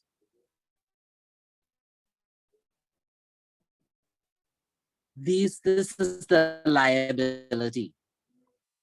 And so it depends on the. So then, Ms. Christian, we would refer to cases then really in some instances. Yes, Just ma'am. and points, just to show that we know what we are Mhm. talking about. About. se. Yeah. Okay. Yes. Okay. It's So- kind of off for those like business, because business admin is what I did. So I heard some case as well. just Right. saying. Okay. So let me give you another one that you can think about. Because what's her name again? Bethel? Lolita? That's my. Let me see. What's it? Yeah, let me find. No, I one. think I did enough talking for one day. No, not for you, not for you, not for you. No, I mean you in terms of you were saying for the question you would not have. Okay. So let me see. I didn't say this one is for you to answer. This is for someone else to answer. I'm just trying to figure out what I should say.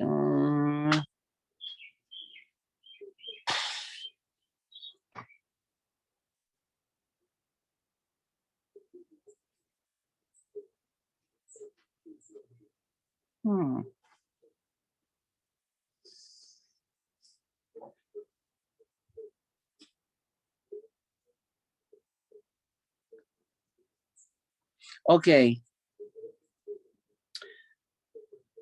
The principle of law set out in Solomon versus Solomon. The principle of law set out in Solomon versus Solomon is not always applied. The principle of law set out in Solomon versus Solomon is not always applied.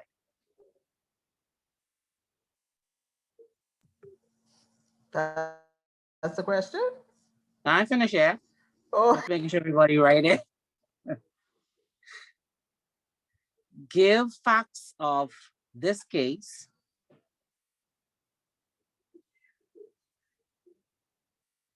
and its principle of law and discuss when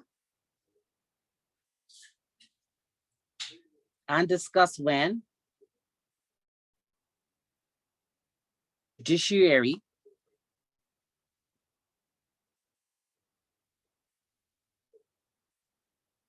will not take account of these principles. Give the facts of this case, give its principles of law, and discuss when the judiciary will not take account of that principle. That's a 20-point question. Can you repeat the last part? It says, will not take account of this case, give its principles of law and what else? And discuss when the judiciary will not take account of that principle.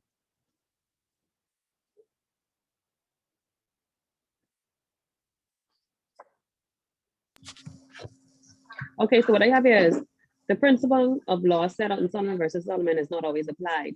Give facts of this case and its principles of law and discuss when the judiciary will not take account of this case. Give its principle. Oh. No. Okay, will not take When account the of this case. judiciary and discuss when the judiciary will not take account of that principle. Full stop.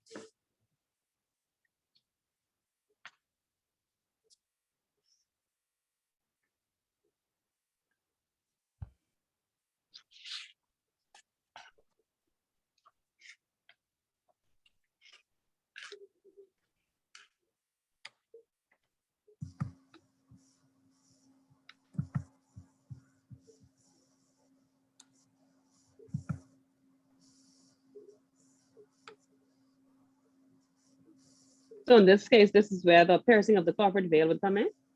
Yes. That's what I think, yeah. Uh-huh. But don't forget now, how would you start? You refer to Again, a you would have to case. start to say what a company has done and what the Solomon versus Solomon is.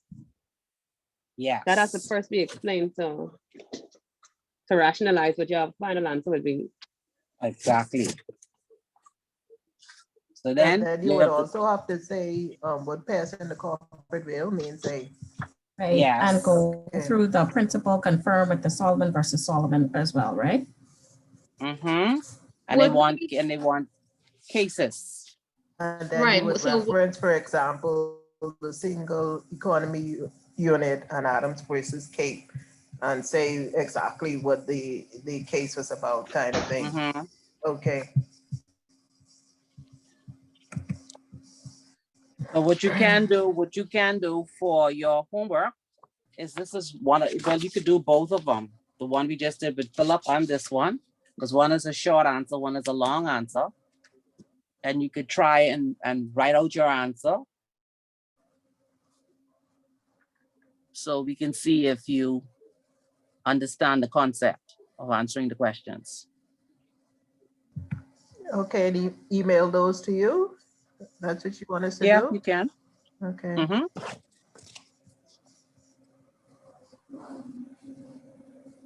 Will do. Okay. So you're going and to then email us the when we- questions? I can do that. I'll just jump on one of the emails from Miguel Mm-hmm. and I'll type out the 2 questions back to you. Okay, thank you. Okay? And then you all can get started. So, yeah.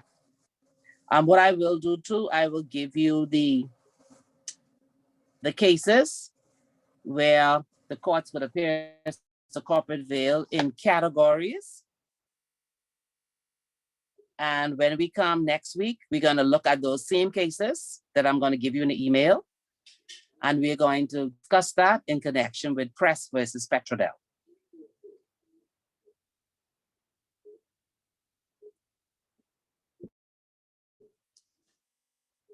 Okay?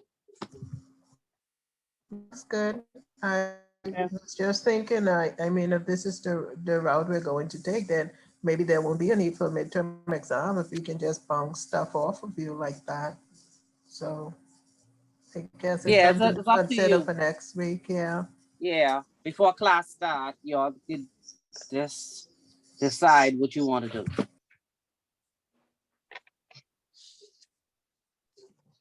So I'll give you this and I'll do that and I'll send those 2 questions. Yeah. And then you can send it back to me. All right, Okay, question. So- go ahead. I'm looking Go ahead. at the schedule, right? And look like our next class is on the 12th. Look like our next class is scheduled on the 12th. Because there's a holiday next Holiday week. You next want to week. class? Yeah. Yeah, it's holiday next week, Friday. Okay. Anybody traveling? That's always the issue. If we have a class, how the holidays on Friday, sometimes we find students say, we'll be here, and then you end up with less than. Is anyone traveling? Because then we can ask Miguel to have class next week. You need to tell me. I can see if he can do it. I'm not traveling. I'm not I'm not traveling. traveling. Okay, so you want class next week?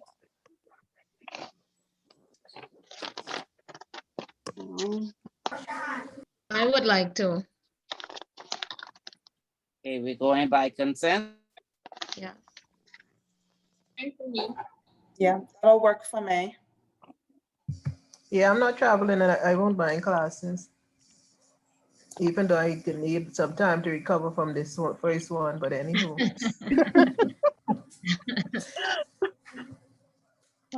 I don't mind class. I don't mind class Well, next if the week. I'm not consent is traveling. to do the I class. don't mind class either. Okay, so let me see what Miguel's saying. If Miguel isn't available, I guess he could start the class.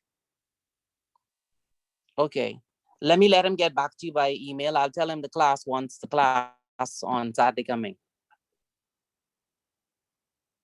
Okay. So I'll tell him. Okay. Okay. All right. So you know what to do. You all could stay online if you want to now and decide who's forming what group, or you could just between the class split up which cases you read and discuss. Because I have one here about what, 53?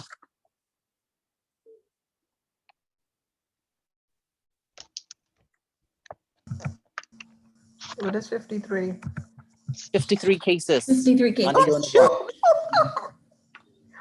Sorry. One person cannot read 53. Now, Solomon versus Solomon, you know, you have to read in its entirety. Right? So that's number 39. You know, you have to read. I see the list. Okay. Right. You know, you have to read in its entirety. Number 51, Press versus Petrodel.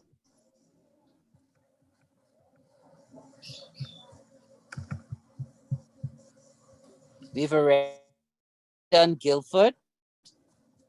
We've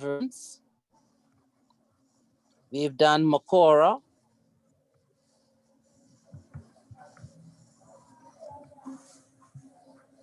You don't need to read DPP. We've Lee's Pharmacy, Lee's Air Farming. Gramophone is in there.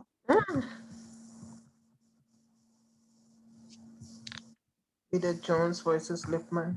Uh-huh. So you can just go through the cases and each one of you all could decide which 3 or 4 that you're going to do.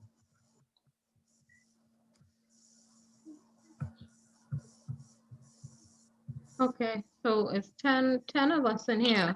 So 2 groups is what we're doing, Christine? And then Yeah, split you up? can do 2 groups. Yeah, you can split it up. Okay.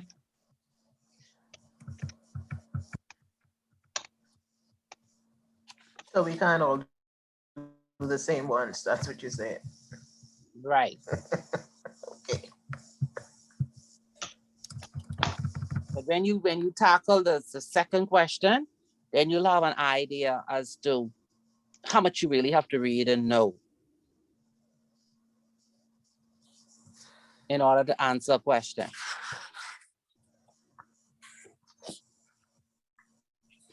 Let me ask now if people like multiple choice. Yes. Love it. Yes. Please, Please, what? Please have multiple choice. Yes. I mean, Lady Archer, in all fairness, why can't the whole exam be multiple choice? Don't try it. Exactly. Don't try it. Don't try it. But you spoiled me, so I'm used to it. Now I'm to be sure. No, you gonna write this time. No, Ms. Archer, you know what you can do? Okay, you have 5 questions and you have to answer 2 out of the 5. Give us just 5 questions and we have to answer 2 out of the 5. No, don't try that. You mean That was a good I give you try. 5 questions? You mean I give you 5 questions, you answer all? Oh, Lord. That sounds better. I know Christian answers is long, so. Exactly. That can take my That's whole, already that a- can take my whole 3 hours. That can take my whole 3 hours. So that's why the exam has 3 hours. The examination for company law, you literally are writing an essay for each question, and you need the full Yes. 3 hours. Mm-hmm. Yes, you do. My hand is tired. No, you won't. My hand. No, your mind will be tired. No. And then still there are people Your mind who will don't, be tired. Your hand won't your be tired. mind. And there's still people who don't have enough time to answer all the questions. But have That mercy happens on us. too. Yeah, I will. I'll think of it.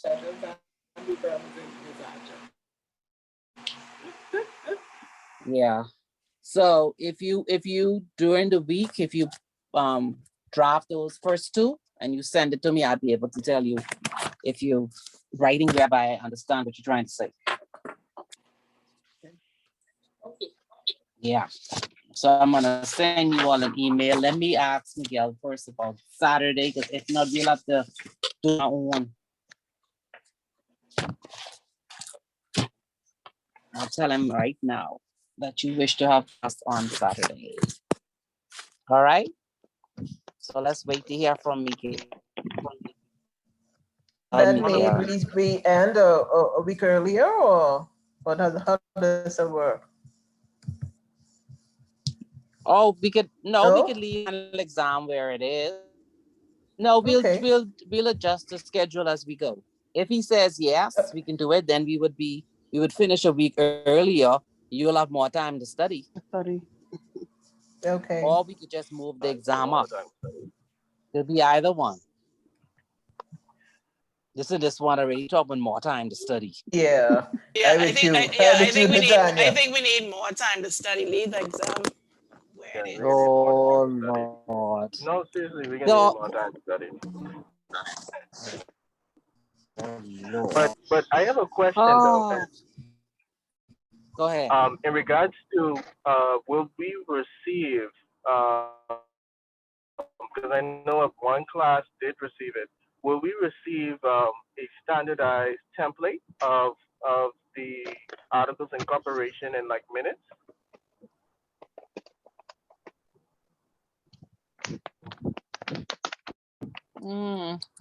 Yeah, we could do that. Okay, I appreciate that. Yeah. Yeah.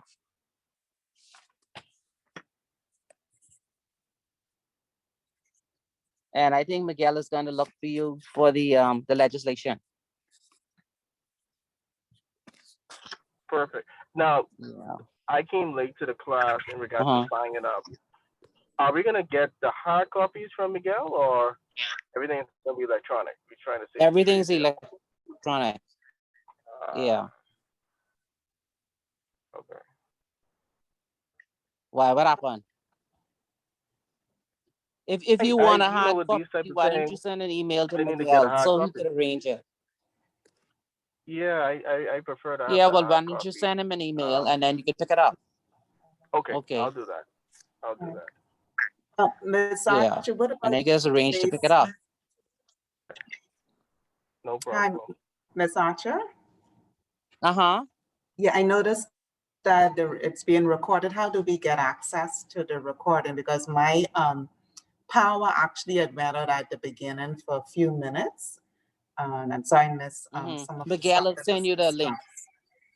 Okay, Miguel is gonna send an email. Miguel will send an email with the link.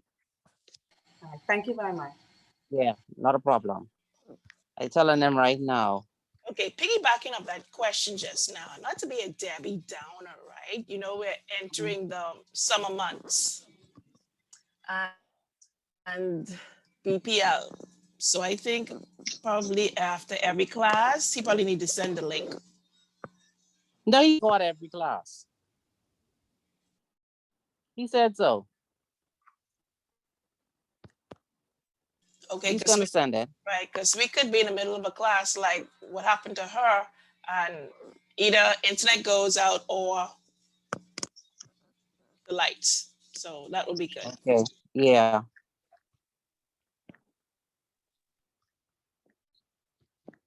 All right, and I could put your thing on there too, Nathaniel. So let me just add that here. Yeah. So he could.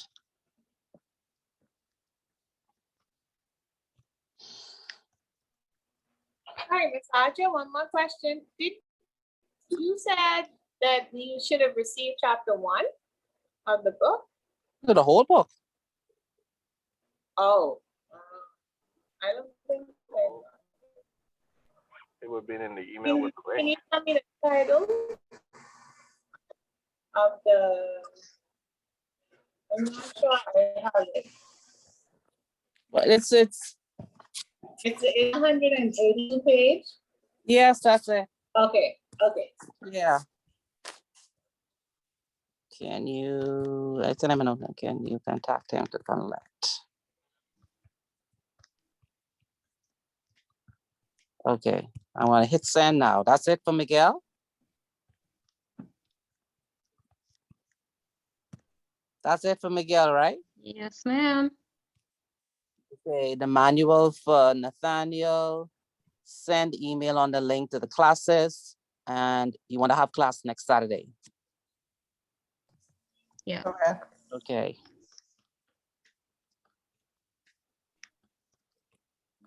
Okay.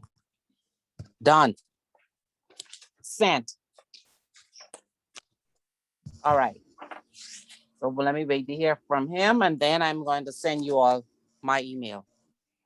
Right, the questions. Yes, the 2 questions. Yes, ma'am. I will send it. Thank you very much. Enjoy the rest of your weekend. Think Same company to law. you. Think company law all weekend. Mm. Yes. All right. Okay, bye. Thank Okay. you. Talk to you Okay, later. thank you for a good Okay. class. Okay, All bye-bye. right. Bye-bye. Bye-bye. Thank you. Good Bye. afternoon, Thank everyone. you. Bye. Bye.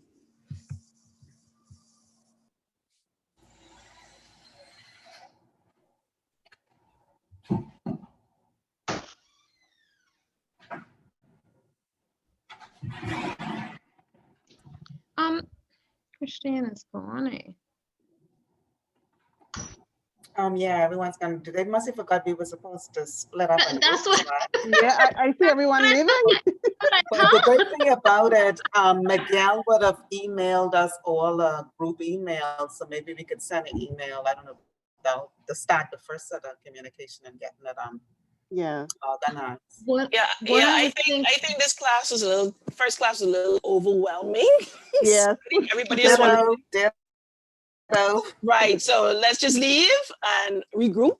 Probably by tomorrow or Monday, we email and say, Okay. yeah. Who will be the leader? Who's going to be the lead? Just something for you all to consider too. I was thinking, you know how they said, let's break up into the 2 groups. There's 4, I think she said, but 45 cases, which means everybody probably grabbed 5 of them. It is about 53. Right. Yeah, So that's true. Why break it don't up into 5. everybody just grab 5 and read. Right. So Yeah. I'm thinking if we break up, right? Why not let's still grab 5. Everybody stay together in case some person's more stronger. That way we learning off each other. Makes sense. That makes sense. You know what I'm thinking? Yeah. Yeah. Those who are strong in those areas. Right. Yeah. Yeah. Because we don't necessarily need to be apart. We could put one WhatsApp group, something together and go from there. I agree. Okay. We could do that. So should we piggyback on this email from Miguel and everybody who's going to be the administrator of the... That's what I was saying. Who's going to be? I would recommend Curleen. Yes. No, sorry. No, for real though. For real though, I'm working on my installation, right? I really can't do that. Like I literally just getting this to figure out I can do this yesterday. I was late myself. So. Curleen, me too. I just joined yesterday, Wednesday yesterday, so I'm new to it. And now I'm I'm trying to caught up with all explain the that and my installation right now. Anyone else could take that on? Okay, I will piggyback of Miguel email and send my, and let's just send a quick email to everybody before I log off because I gotta go. I have to hit the road. But to get everybody number, and then I'll add a group by tomorrow. Sort out that everybody is doing 5 and which 5, so we don't Right, repeat. and let them know we can stay together. You know, we thought about it. Yes, stay that's together. one. But we, right. Yeah. Yeah. Okay. Because we also, we also have our work, and then there's also this class. So, it's gonna be a lot. Yeah. So I'm thinking if we together, we have more help that way. But somebody understand more than someone else. Yeah. Yes. And then we just piggyback and go from there. Okay. So that all of us catch it, Yes. Yeah. Okay. So let me take Miguel off this email and Ms. Archer. And I'll send it to you. Okay. Thank so you. you have until, breather, until the end of day tomorrow to send me the email, and then I'm gonna add everybody. Yeah, send a Okay. telephone contact, your Yes, WhatsApp. Contact. yes, your telephone contact, okay? Okay. This is Thank you. gonna be a long 12 weeks, but guess what? Like you Yeah. said, if we stick together, We'll we'll get through pass Yeah. it. Yes. I Yes, We agree. can beat this. iron We can sharpens win. iron. That she overwhelmed me just with Yeah. how to answer those questions. Yes, Yes. yes, she's looking an essay. I wasn't Yes. expecting that. No, because I want to do, hey, one A, B, C, D, bang. And that's That's it, yeah. Yes. So Okay. it's gonna be a challenge, but ladies, Yeah, we're up for it. We're Yeah. We women got after this. all. we can get it. Yeah, we got We get it. Okay, so y'all have a good weekend You too. and You see y'all too. later. Likewise. Okay. Okay. All right, take care, Later. everyone. Okay. All right. Bye-bye, everyone. Bye.